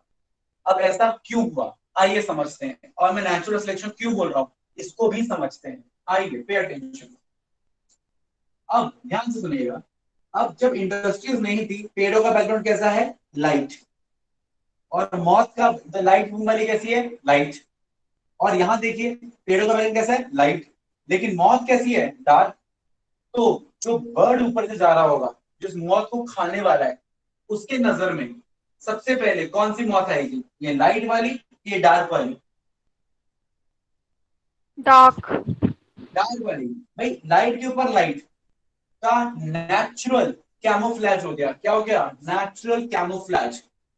इसने किया नहीं है, बाय चांस हो गया। क्या हो गया, कैमोफ्लैज। डार्क लाइट पे लाइट छुप गया, डार्क लाइट पे और उभर के आया, तो ये ज्यादा मरेंगी, बर्ड इसको ज्यादा खाएगा। अब इसको ज्यादा खाएगा तो ये कम हो जाएंगी, और बर्ड इसको कम खाएगा तो ये ज्यादा हो जाएंगी। इसलिए जब इंडस्ट्रीज नहीं थी तो लाइट वाली क्या थी, ज्यादा, और डार्क वाली क्या थी, कम, क्योंकि पेड़ों का बैकग्राउंड क्या था, लाइट। जब इंडस्ट्रीज आ गई सिनेरियो उल्टा हो गया। कैसे? पेड़ों का बैकग्राउंड लाइट से क्या हो गया? डार्क। लाइकेंस नहीं रहे, बैकग्राउंड हो गया डार्क। अब डार्क पे डार्क छुप गई और लाइट क्या हो गई? एक्सपोज। क्योंकि लाइट वाली एक्सपोज हो गई तो क्या हुआ बेटा? जब लाइट वाली एक्सपोज हो गई तो आप क्या देख रहे हो कि ऊपर से जब बर्ड आएगा तो वो लाइट वाली को खा जाएगा, डार्क वाली छुप जाएगी बिकॉज ऑफ नेचुरल कैमोफ्लेज। तो लाइट वाली का अमाउंट कम हो जाएगा, डार्क वाली का अमाउंट क्या हो जाएगा? ज्यादा हो जाएगा। क्लियर है पॉइंट? आ रही है बात समझ में? अब मुझे ये बताओ कि क्या बर्ड को मैंने भेजा?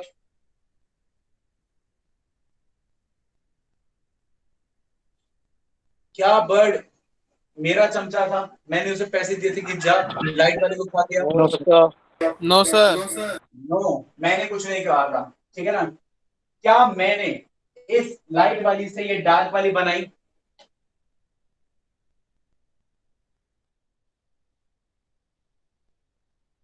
क्या मैंने इस लाइट वाले को इंजेक्शन दिया और उसे डार्क वाले बना दिया? No, ना, sir. म्यूटेशन भी मैंने ही लाया। तो मैं मतलब होमोसेपियन, मैं आपकी तरफ से भी बात कर रहा हूं, मैं आप सबका रिप्रेजेंटेटिव हूं, सारे ह्यूमंस का। तो मैंने कुछ नहीं किया, मैन ने कुछ नहीं किया, सब किसने किया? नेचर ने किया। किसको सिलेक्ट किया? पहले इसको और बाद में फिर इसको। क्लियर है पॉइंट? आगे बात समझ में? तो पहले पहले इसको लाइट वाली को और फिर किसको? डार्क वाली को। तो बेटा इसी को हम बोलते हैं नेचुरल सिलेक्शन, जहां पे नेचर इफेक्ट कर रहा है। अब मुझे एक बात बताना कि क्या पोल्यूशन मैंने किया? मैं यानी होमोसेपियंस की बात कर रहा हूँ। Yes, sir. हाँ पॉल्यूशन सर। मैंने किया, ठीक है। पॉल्यूशन के मैं ही जिम्मेदार हूँ, होमोसेपियन ही जिम्मेदार है। तो इसका मतलब कि नेचुरल सिलेक्शन में भी थोड़ा बहुत इंटरफेरेंस एंथ्रोपोलॉजिकल हो सकता है। एंथ्रोपोलॉजिकल मतलब मैन। तो there is something known as anthropological, anthropological interference. Clear है पॉइंट? आ रही बात समझ में? तो एंथ्रोपोलॉजिकल एक्शन होता है एवोल्यूशन में, ध्यान रखिएगा। एक्शन एंथ्रोपोलॉजिकल हो सकता है, थोड़ा सा इफेक्ट इंटरफेरेंस मैन का हो सकता है, लेकिन सिलेक्ट करने वाला कौन होता है? नेचर होता है। इसलिए हम नेचुरल सिलेक्शन की क्या करते हैं? बात करते हैं। अब मुझे एक दो सवालों का जवाब और दो। क्या तुम अपना सारा विज्ञान ज्ञान लगा के, सारे कैलकुलेटर्स, ठीक है ना, let's say I core 5, I core 9, ठीक है ना, विंडोज 10 वाला लैपटॉप लेके, सारे के सारे मैथमेटिक्स, कैलकुलस, डिफरेंशियल लेके, सारे साइंटिस्ट मिलके अपने अपना ज्ञान लगा के क्या प्रेडिक्ट कर सकते थे कि इस तरीके की चीज होगी? पॉल्यूशन आएगा, लाइट वाली हट जाएगी, डार्क वाली आ जाएगी, ऐसा no sir. You can not predict. Clear point? इसका मतलब इवोल्यूशन डिटरमिनिस्टिक नहीं होता। क्या नहीं होता? डिटरमिनिस्टिक नहीं होता। मतलब उसे हम डिटरमाइन नहीं कर सकते, उसकी एक इक्वेशन नहीं बना सकते, ठीक है ना, कि भाई डी बाई डी एक्स ये हो गया तो पूरे कर्व में यही लगा दो, ठीक है ना। तो हम उसे डिटरमाइन नहीं कर सकते, उसकी प्रोबेबिलिटी नहीं निकाल सकते, उसको डिफाइन नहीं कर सकते कि ऐसा होगा। तो एवोल्यूशन डिटरमिनिस्टिक नहीं होता। और जो चीज डिटरमिनिस्टिक नहीं होती उसको बोलते हैं स्टोकैस्टिक। स्टोकैस्टिक, स्टोकैस्टिक का मतलब कि जिसको आप कैलकुलेशन से नहीं निकाल सकते। जैसे कि पासा फेंकना, 2 नंबर आया, 3 आया, 4 आया, है ना, कुछ पता ही नहीं है, तो कोई फिक्स चीज नहीं है ना, कुछ भी हो सकता है। तो जब कुछ भी हो सकता है उसको बोलते हैं क्या? स्टोकैस्टिक। सर वासा क्या? क्या? एक तो बोल के चुप हो जाता है सर तो अभी एकदम आपने से। बोला ना वासा ऐसा कुछ एच आर है क्या है? वासा? सर लूडो की गोटी बोल रहा है। लास्ट लाइन क्या वासा क्या बोली? बोला? लास्ट लाइन क्या बोली सर आपने? Last time? सर पासा कह रहा है पासा. अरे पासा, अरे अरे यार, डाइस डाइस, शकुनी मामा पासा नहीं फेंकते। Okay sir. कैसी बातें करते तुम हिंदी नहीं समझते? बताओ मन कौन। उसकी प्रोबेबिलिटी निकाल सकते हैं ना सर? भूदेव प्रोबेबिलिटी निकाल सकते हैं ना कि 1/6 आ सकती है, ये प्रोबेबिलिटी निकाल सकते हैं ना। क्या आएगा बता तो नहीं सकते ना। सर यहाँ पे सेंसर हाँ सर यहाँ हाँ पे अरे इवोल्यूशन बताइए। छोड़ दूंगा। सर यहाँ इवोल्यूशन छोड़ दूंगा, मतलब सिर्फ पॉपुलेशन इंक्रीज करी है ना। ये इवोल्यूशन नहीं हुआ। सर वो पॉपुलेशन इंक्रीज हुई ना वहाँ पे, कि मतलब कि जो पहले लाइट थे वो वो मतलब कि ज्यादा थे, तो आगे चल के क्या हुआ, वो वहाँ पे पॉल्यूशन हो गया, तो फिर अच्छा ठीक। डार्क वाले ज्यादा हो गए। सर यहाँ इवोल्यूशन मैं छोड़ मैं दूंगा। तो मैं तुम्हारी बात मान गया। देखो, नंबर का सिग्निफिकेंस होता है, there is always significance of number, है ना। कि पॉपुलेशन टू पॉपुलेशन, अगर मैं बात करूं, अगर मैं अभी अभी एक पढ़ाऊंगा मैं तुमको, Hardy Weinberg law. Hardy Weinberg law में यही होता है कि टाइम के साथ अगर जीन पूल बदल गया, ठीक है ना, जीन पूल में चेंज आ गया, तो हम बोलते हैं इवोल्यूशन हुआ है। देखो, इवोल्यूशन इज नॉट जस्ट कि कोई नई वेराइटी आना। इवोल्यूशन हम उसको ही बोलते हैं कि एक वेराइटी एक डायरेक्शन में शिफ्ट कर जाना, उसको भी इवोल्यूशन बोलते हैं। इवोल्यूशन हर मिनट हो रहा है, ठीक है ना। हम इवोल्यूशन में ना वो कैलकुलेट नहीं करते, क्या कहते हैं, टाइम कैलकुलेट नहीं करते, ठीक है ना। बस लंबे पीरियड में इवोल्यूशन नजर आने लगता है आपको। आर्य बात सामने, इसलिए माइक्रो और मैक्रो इवोल्यूशन की बात करते हैं। तो Arya, evolution is a continuous process, अभी भी हो रहा है, होता भी रहेगा। ये हुआ, ये भी एक इवोल्यूशन है, बस ये इवोल्यूशन इतना सिग्निफिकेंट है कि ये नजर आ रहा है, ये चेंज ऑब्जर्व हो रहा है। बल्कि मैं तो ये कह रहा हूं कि जब ये वाइट वाली 50-50 भी हो गई होंगी, वो भी इवोल्यूशन हुआ था, ठीक है। बस मतलब सिग्निफिकेंट 20-30% में इंक्रीज हुई होंगी, वो भी इवोल्यूशन हुआ था, ठीक है ना। तो ये एग्जांपल एक्चुअली नेचुरल सिलेक्शन का है, ठीक है ना। और इवोल्यूशन तो सब कुछ है, ठीक है Arya. Okay sir, yes sir. हाँ, तो this is an example sir of natural selection, और नेचुरल सिलेक्शन का फोर्स ऑफ इवोल्यूशन, जो इवोल्यूशन कॉज कर रही है। Sir any doubt? हाँ जी। सर मुझे मॉस्किटो वाले टॉपिक में अभी भी डाउट है सर। जो मॉर्टिन और जितने केमिकल्स की वजह से इफेक्ट होता है वो उनके क्रोमोसोम्स पर हो जाता है, जिस वजह से वो बच जाते हैं।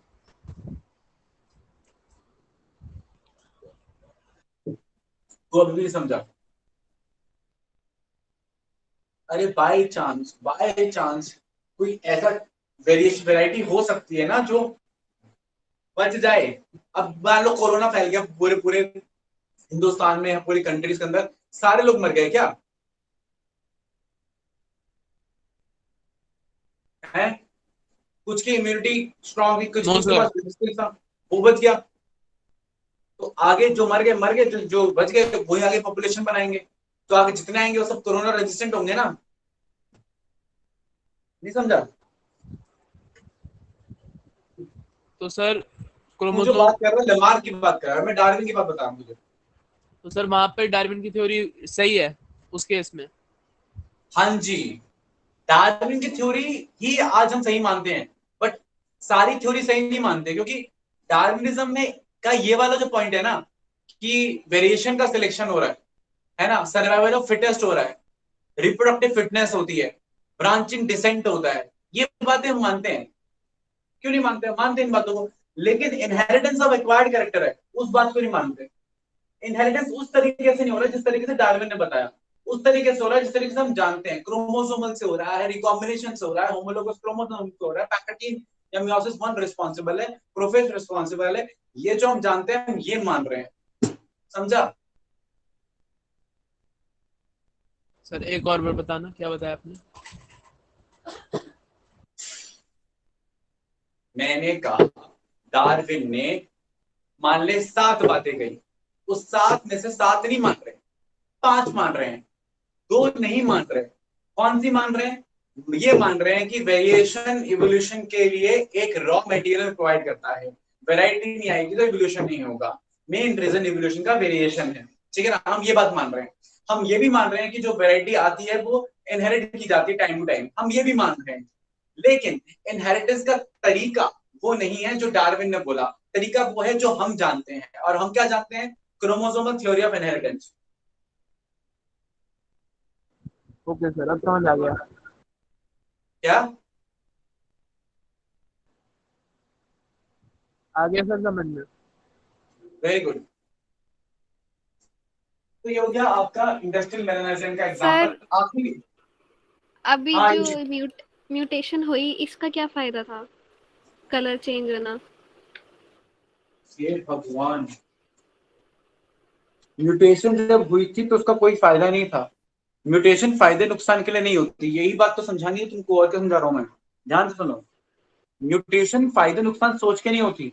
अगर तुम फायदे नुकसान सोच के म्यूटेशन की बात करोगे ना, इसका मतलब तुम लमार्किज्म की बात कर रहे हो कि खाने का मन कर रहा है गर्दन लंबी कर लो, है मॉर्टिन आ गई म्यूटेशन करके बच जाओ, है ना। बहुत सारे लोग पेनिसिलिन दे रहे हैं आजकल, डॉक्टर ने पेनिसिलिन देना कैनामाइसिन देना ज्यादा ज्यादा शुरू कर दिया, तो बैक्टीरिया मॉडिफाई हो गया, कैनामाइसिन रेजिस्टेंट हो गया। ये नहीं होता, दिस इज नॉट हैपनिंग। अब होता क्या है, होता यह है कि अगर 1000 बैक्टीरिया बने, कुछ by chance, by because of mutation kanamycin resistant होंगे या पेनिसिलिन रेजिस्टेंट होंगे। बाय चांस कुछ मच्छर मॉर्टिन रेजिस्टेंट होंगे। बाय चांस इन इस लाइट विंग की एक डार्क विंग्ड वैरायटी थी, वेराइट म्यूटेशन थी, है ना। म्यूटेशन तो बाय चांस हो जाती है ना, कोई जीन डीएनए चेंज हो गया, कुछ भी चेंज हो गया, म्यूटेशन हो गई, है ना। तो बाय चांस कंडीशन ऐसी मिल गई कि ये म्यूटेशन फायदेमंद म्यूटेशन साबित हो गया। तो म्यूटेशंस हमेशा होती हैं या रहती हैं।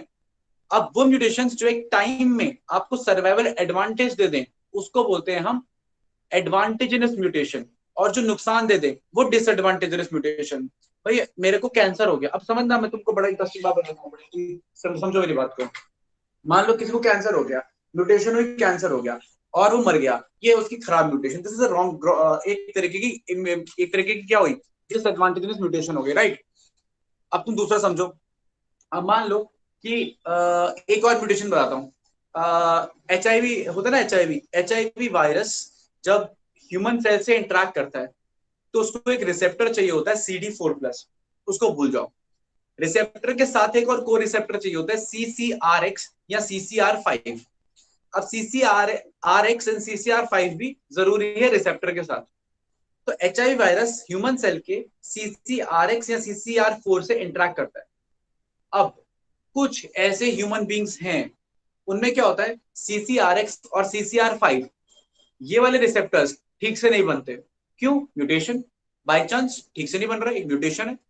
तो जिनके अंदर ये को रिसेप्टर्स ठीक से नहीं बनते, they are known to be resistant to HIV, उनको HIV नहीं होता। तो एक जगह जहां पे HIV बड़ा कॉमन है, वहां पे ये म्यूटेशन एक अच्छी हुई या बुरी हुई? अच्छी। अच्छे। तो उसने ये म्यूटेशन खुद करी या बाय चांस हो गई? Bye chance. बाय चांस हो गई। वो तो कंडीशन बाय चांस की वजह से इस तरीके की मिल गई, बाय चांस कंडीशन इस तरीके की हो गई कि उस म्यूटेशन को फेवर मिल गया। तो म्यूटेशंस आर ऑलवेज देयर।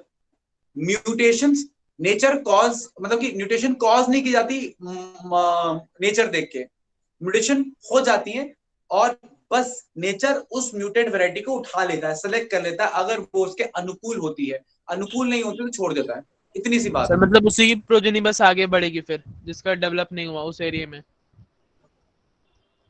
एक मिनट अमन, पहले मैं आयुष से बात कर लूं। Clear Ayush ji? Yes sir.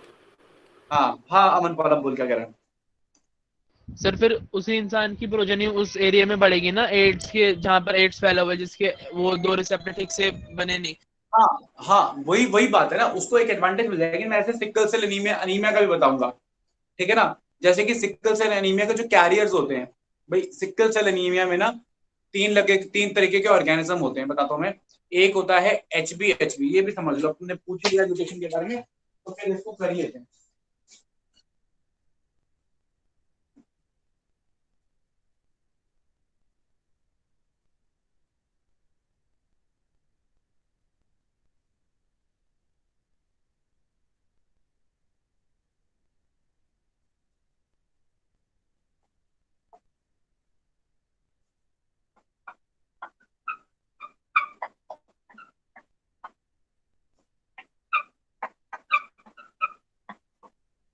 हुगो डी वेरीज, अब जो हुगो डी वेरीज है, इन्होंने म्यूटेशन थ्योरी ऑफ इनहेरिटेंस दिया था।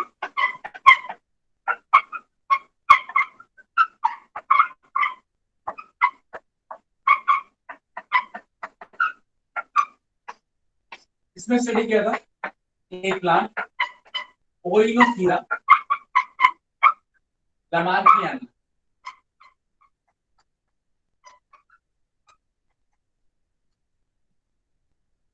ठीक है ना? सर स्क्रीन ब्लर आ रही है। सबको स्क्रीन ब्लर आ बिल्कुल रही सही है। है। मैंने कितनी बार बोला है, पहले बाकी से पूछ लिया करो, सबके स्क्रीन ब्लर आ रही है तो बोला करो। तो हुगो डी बेरीज की म्यूटेशन थ्योरी ऑफ इनहेरिटेंस है, और ये स्टडी की गई है बाय ऑन प्लांट नस ओइनोथीरिया लमार्कियाना। अब ये थ्योरी क्या थी, मैं सुन रहा था, उसने बोला mutation is the reason of evolution. Mutation always sir inherited. एक minute. And mutations are non-directional.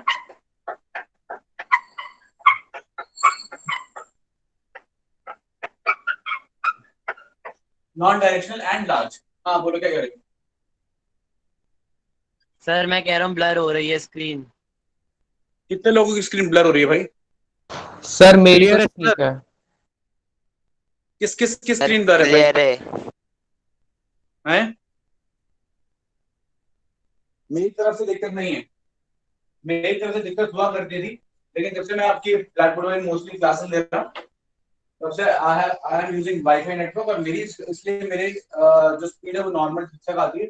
मेरी तरफ से ज्यादा इशू नहीं है। आपको जब भी इशू लगे आप अपने फ्रेंड से मैसेज करके पूछिए कि क्या उनका भी इशू है, और जब सबका इशू हो तब आप मुझे डिस्टर्ब कीजिए।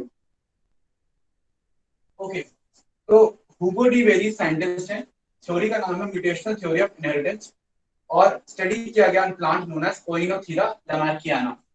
अब मेरी बात ध्यान से सुनेगा। अब ये थ्योरी में क्या बताया जा रहा है, हुगो डी बेरीज ने ना ओइनोथीरा लमार्कियाना और लमार्कियाना प्लांट, इसके कुछ ऐसी वेराइटीज ऑब्जर्व करी। अब मैं वेराइटीज नाम ले रहा हूँ, ऐसी वेराइटीज ऑब्जर्व करी और उसको बनाना चाहता हूँ। मतलब कि उसने देखा कि ये वेराइटी बड़ी अलग से दिख रही है, आइए आओ मैं इसको बना के देखता हूँ क्या ये बनती है। उसने क्या किया, दो प्लांट्स लिए क्रॉस कराया, नहीं बनी। कोई और वैरायटी लिए क्रॉस कराया, नहीं बनी। सारी कोशिश कर डाली, वो वैरायटी जो उसको दिख रही थी वो नहीं बनी। ऐसी वैरायटीज जो नॉर्मल वैरायटी से बहुत अलग थी, ठीक है ना, जो बहुत ही डिस्टेंट थी, ठीक है ना, और जो नॉर्मल क्रॉसिंग से नहीं बन रही थी, ऐसी वैरायटीज को उसने नाम दिया म्यूटेशन। और उसने कहा कि मान लिया डार्विन की बात सही है कि वेरिएशन इवोल्यूशन कॉज कर रहा है, लेकिन वेरिएशन से बेटर चीज जो इवोल्यूशन कॉज करेगी वो म्यूटेशन होगी। क्यों? एक तो म्यूटेशन किसी भी डायरेक्शन में हो जाती है, कोई फिक्स नहीं है ना, किसी भी डायरेक्शन में हो जाएगी, और इट्स अ लार्ज थिंग।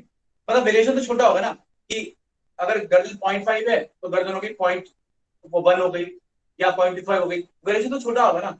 लेकिन म्यूटेशन 0.5 से सीधा 5 ये हो जाएगी। आरी बात समझ में? तो म्यूटेशन बड़ी होती है, लार्ज होती है, ऐसा उसने बोला। अब देखना, ये सब बातें वो बोल रहा है, मैं कुछ नहीं बोल रहा, है ना। I am just putting his words in my mouth and moving it out, ठीक है ना। These are not my words.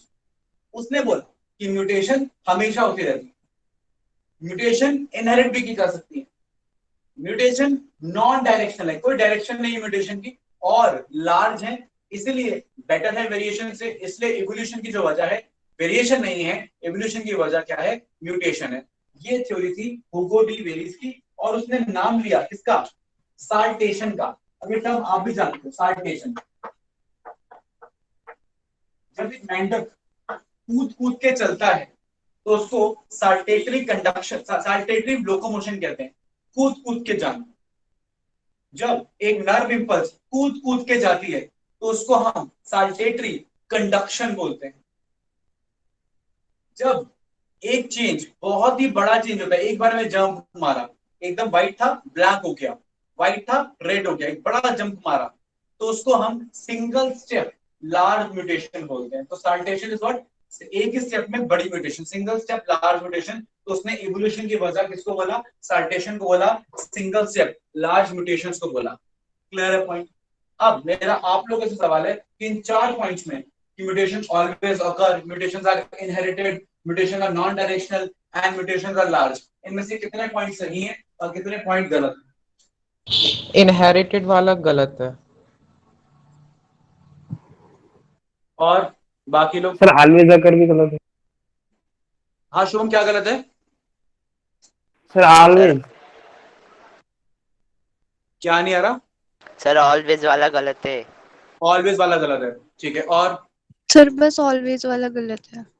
बस ऑलवेज वाला गलत है। ओके, अब मेरा एक सवाल का जवाब देना। सिंपल सवाल है, क्या म्यूटेशन हमेशा होती है always occur? No no. Sir. No sir. No sir. अब मेरी बात ध्यान से सुनना मेरी बात। अब मेरी statement, mutation always occur but it is a rare phenomena. Sometimes mutations are not observable, they are silent mutation, ठीक है ना। मान लो कि जी का सी हो गया, लेकिन जी का सी होने में एक अमाइनो एसिड का मान लो नाम नहीं बदला। भाई होता ना कि 2-3 ट्रिपलेट्स एक ही अमाइनो एसिड के लिए कोड कर रहे हैं, मान लो एक आध चेंज की वजह से अमाइनो एसिड का नाम नहीं बदला। अगर अमाइनो एसिड नहीं बदला तो म्यूटेशन कैसी हो गई? साइलेंट म्यूटेशन हो गई, कोई फर्क नहीं पड़ा उससे, ठीक है ना। तो म्यूटेशन ऑकर क्यों ऑकर होती है म्यूटेशन? क्योंकि भैया होंगी ही। भाई आपका डीएनए बार बार रेप्लिकेट करता है। अब डीएनए जब रेप्लिकेट करता है तो 10⁹ प्रोबेबिलिटी है एक स्लाइड चेंज होने की जब रेप्लिकेशन हो रहा है ना। डीएनए पॉलीमरेज का वो प्रूफ रीडिंग का है 10⁹ हो जाता है ना। तो चेंज गलतियां हो जाती हैं, है ना। आ रही बात समझ में? अब आपसे मैं चीटिंग करने को बोलूंगा, भाई ये कॉपी लो, दूसरी कॉपी से उतार दो, आप भी एरर्स कर दोगे, ठीक है ना। तो एरर तो हो जाते हैं। तो mutation occur, but most of them are silent mutation, हमेशा ऑब्जर्वेबल नहीं होती। और एक ऑब्जर्वेबल म्यूटेशन जो फिनोटाइप बदल दे, वो एक रेयर फिनोमेना है, समझ गए? ठीक है। तो पहली बात, एक तरीके से गलत ही मान सकते हैं कि डज नॉट ऑब्जर्व ऑलवेज, उसका कहता है कि हमेशा दिखती है, हमेशा होती है, वो नहीं होता, ठीक है, मान लेते। लेकिन जो स्टेटमेंट मैंने बोली वो याद रखना है ना, एग्जैक्ट। अगला क्या है? That inherited, are mutations inherited? Yes sir. Yes sir. No sir, always inherited नहीं सर होती। कभी होती है कभी नहीं होती। एग्जैक्टली, सिर्फ वही म्यूटेशंस इनहेरिट होंगी जो गैमेट्स के अंदर हो गई। मान लो मेरे एक किसी स्किन सेल के अंदर कोई म्यूटेशन हो गई, तो वो थोड़ा इनहेरिट होगी। वही म्यूटेशन जो स्पर्मेटोगोनिया या oogonia में गई है, वही इनहेरिट होगी। आ रही बात समझ? तो mutations only confined to the genetic composition या to the germ cells are inherited, ठीक है ना। बाकी इनहेरिट नहीं होती, ये भी हम जानते हैं। अच्छा, नेक्स्ट पे आ जाओ। क्या म्यूटेशन नॉन डायरेक्शनल होती है? Yes sir. Yes, non yes directional sir. मतलब कि कहीं भी कुछ भी हो सकता है। अब वेरिएशन है तो हाइट में हाइट ही बढ़ेगी ना, एक डायरेक्शन में जाएगा ना। तो म्यूटेशन कुछ भी हो गया, तो कुछ भी हो गया इज नॉन डायरेक्शनल। तो म्यूटेशन में कुछ भी हो जाता है तो it is like non directional, ये बात एकदम ठीक है। क्या म्यूटेशंस लार्ज होती हैं? यस। सर। सर लार्ज वाली ऑब्जर्व होती है, जरूरी नहीं कि लार्ज। हाँ, जनरली म्यूटेशंस ये ऑब्जर्व हो रही है इसलिए बोल रहे हैं। जनरली आप बोलते हो कि म्यूटेशन लार्ज ही होती हैं, क्योंकि वो एक नया ही कुछ ले आती है ना, एक ही बार बहुत ज्यादा चीज ले आती है। तो देखो, ये बात ठीक है। क्या ये दोनों बातें म्यूटेशन की और वेरिएशन की अपोजिट है? क्या बोल सकता? Variation is direction. Yes sir. Okay, क्या बोल सकता? Variation is small. Yes sir. Very good. क्या बोल सकता हूँ? Variation is inheritable mostly. Yes sir बोल सकते हैं। चलो हर बार नहीं बोलते, लेकिन क्या वेरिएशन होने की जो प्रोबेबिलिटी है वो ज्यादा है than mutation? Yes Yes, sir, sir. ये तो कंफर्म। हाँ, तो अब बताओ इवोल्यूशन के लिए कौन रिस्पॉन्सिबल है, वेरिएशन या म्यूटेशन? दोनों ही वेरिएशन। सर। अभी वेरिएशन। अगर आप वेरिएशन बोलोगे तो इंडस्ट्रियल मेमोरिज्म में क्या हुआ था? सर वहाँ तो नेचुरल सिलेक्शन हुआ था ना। अरे तो सिलेक्ट तो म्यूटेंट वैरायटी हुई थी ना। नेचुरल सिलेक्शन ही सिलेक्ट करेगा वेरिएशन को या म्यूटेशन को, करना नेचुरल सिलेक्शन नहीं है। और तुम थोड़ा भगवान बन के बैठी हुई सिलेक्ट करोगे, आर्टिफिशियल ह्यूमन सिलेक्शन थोड़ा है। Everything is natural selection only, ठीक है, वो बात नहीं है। लेकिन नेचर करेगी किसको सेलेक्ट, वैरायटी को या म्यूटेशन को? वो सवाल पूछ रहा हूँ यहाँ पर। सिचुएशन पे डिपेंड सर करेगा। दोनों ही सर एग्जैक्टली इवोल्यूशन देंगे। वही सही बात बोली कि तो जो सर्वाइवल। हाँ एग्जैक्टली, कंडीशन के हिसाब से जो बेहतर फिट बैठेगा वो वेरिएशन भी हो सकता है, और वो क्या कहते हैं, वो वेरिएशन भी हो सकता है, और वो सिर्फ वेरिएशन ही नहीं, वो म्यूटेशन भी हो सकता है। तो म्यूटेशन और variation both contribute to evolution. तो अंत में निचोड़ क्या निकल के आता है? अंत में निचोड़ ये निकल के आता है कि इवोल्यूशन कॉज करने के लिए डार्विन की बातें भी कुछ ठीक हैं, हुगो डी वेरियस की भी बातें ठीक हैं, और इतना नहीं, लेमार्क की कुछ बातें भी ठीक हैं कि हमने ऑब्जर्व किया है कि एनवायरनमेंट का बहुत ज्यादा इम्पैक्ट होता है, ठीक है ना, किसके ऊपर, आने वाली प्रोजेनी के ऊपर या प्रोजेनी के इवोल्यूशन के डायरेक्शन के ऊपर। तो लेमार्किज्म भी कुछ एक्सेप्शंस के साथ ट्रू है, कुछ पॉइंट्स लेमार्किज्म के भी ट्रू हैं, कुछ पॉइंट्स डार्विनिज्म के भी ट्रू हैं, और कुछ पॉइंट्स आपके क्या कहते हैं इसको, म्यूटेशन के भी ट्रू हैं। और इन सबको जब हम जेनेटिक्स से जोड़ देते हैं, क्रोमोसोमल थ्योरी ऑफ इनहेरिटेंस से जोड़ देते हैं, मेंडल के लॉ से जोड़ देते हैं, तब ये जब मॉडर्न जेनेटिक्स से इसको हम जोड़ते हैं, तब ये बन जाता है नियो लमार्किज्म, मतलब नया लमार्किज्म, ठीक है ना, जिसमें एनवायरनमेंट का इफेक्ट आ जाता है किसके ऊपर, एवोल्यूशन के ऊपर, और बन जाता है नियो, ठीक है, नियो लमार्किज्म। ऐसे ही नियो डार्विनिज्म, ठीक है ना, जब हम रिकॉम्बिनेशन, पैकेटिंग, इन सबको जोड़ देते हैं वेरिएशन के साथ, और तो वो बन जाता है नियो डार्विनिज्म। तो आज हम क्या जानते हैं कि म्यूटेशन, वेरिएशन, ये सब, और इवन द एनवायरनमेंट का इफेक्ट, यूज एंड डिसयूज भी कहीं ना कहीं पे रिस्पॉन्सिबल है ओवरऑल इवोल्यूशन के लिए। आई सपोज ये सारी बातें आपको क्लियर है, कोई डाउट?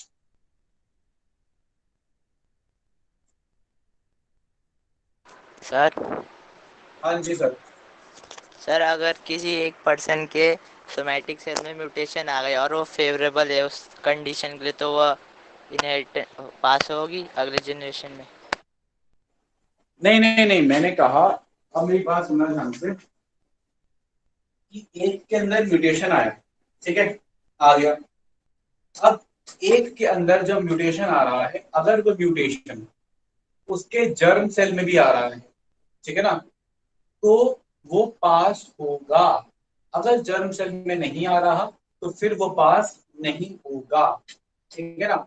अब देखो, तो यही कॉन्सेप्ट है कि क्या जर्म सेल में आ रहा है, क्या जर्म सेल में नहीं आ रहा है, ठीक है।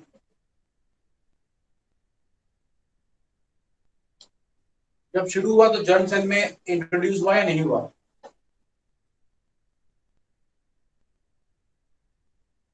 मेरी बात ध्यान सुनो, मान लो जाइगोट बना, जाइगोट से जब डिवीजन हो रहा है, मान लो उस टाइम पे डीएनए में कुछ गड़बड़ आ गई और म्यूटेशन हो गई, तो जो ऑर्गेनिज्म बना उसके सारे सेल में वो म्यूटेशन होगा।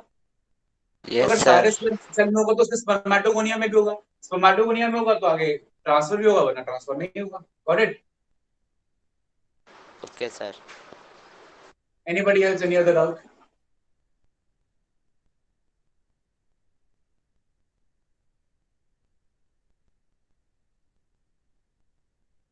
सर हाँ जी, हाँ जी। सर आपने उसके लिए एक वर्ड बताया था ना, evolution can not be determined, के लिए वो क्या था? स्टोकैस्टिक। सर वो लिख दीजिए सर।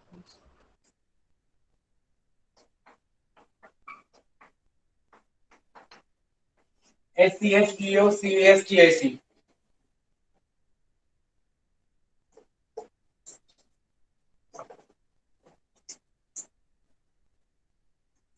ठीक है, चलिए, और किसी कोई डाउट? किसी को कोई डाउट नहीं है तो फिर बात करेंगे next class. Thank you very much. Thank you sir. Thank you sir.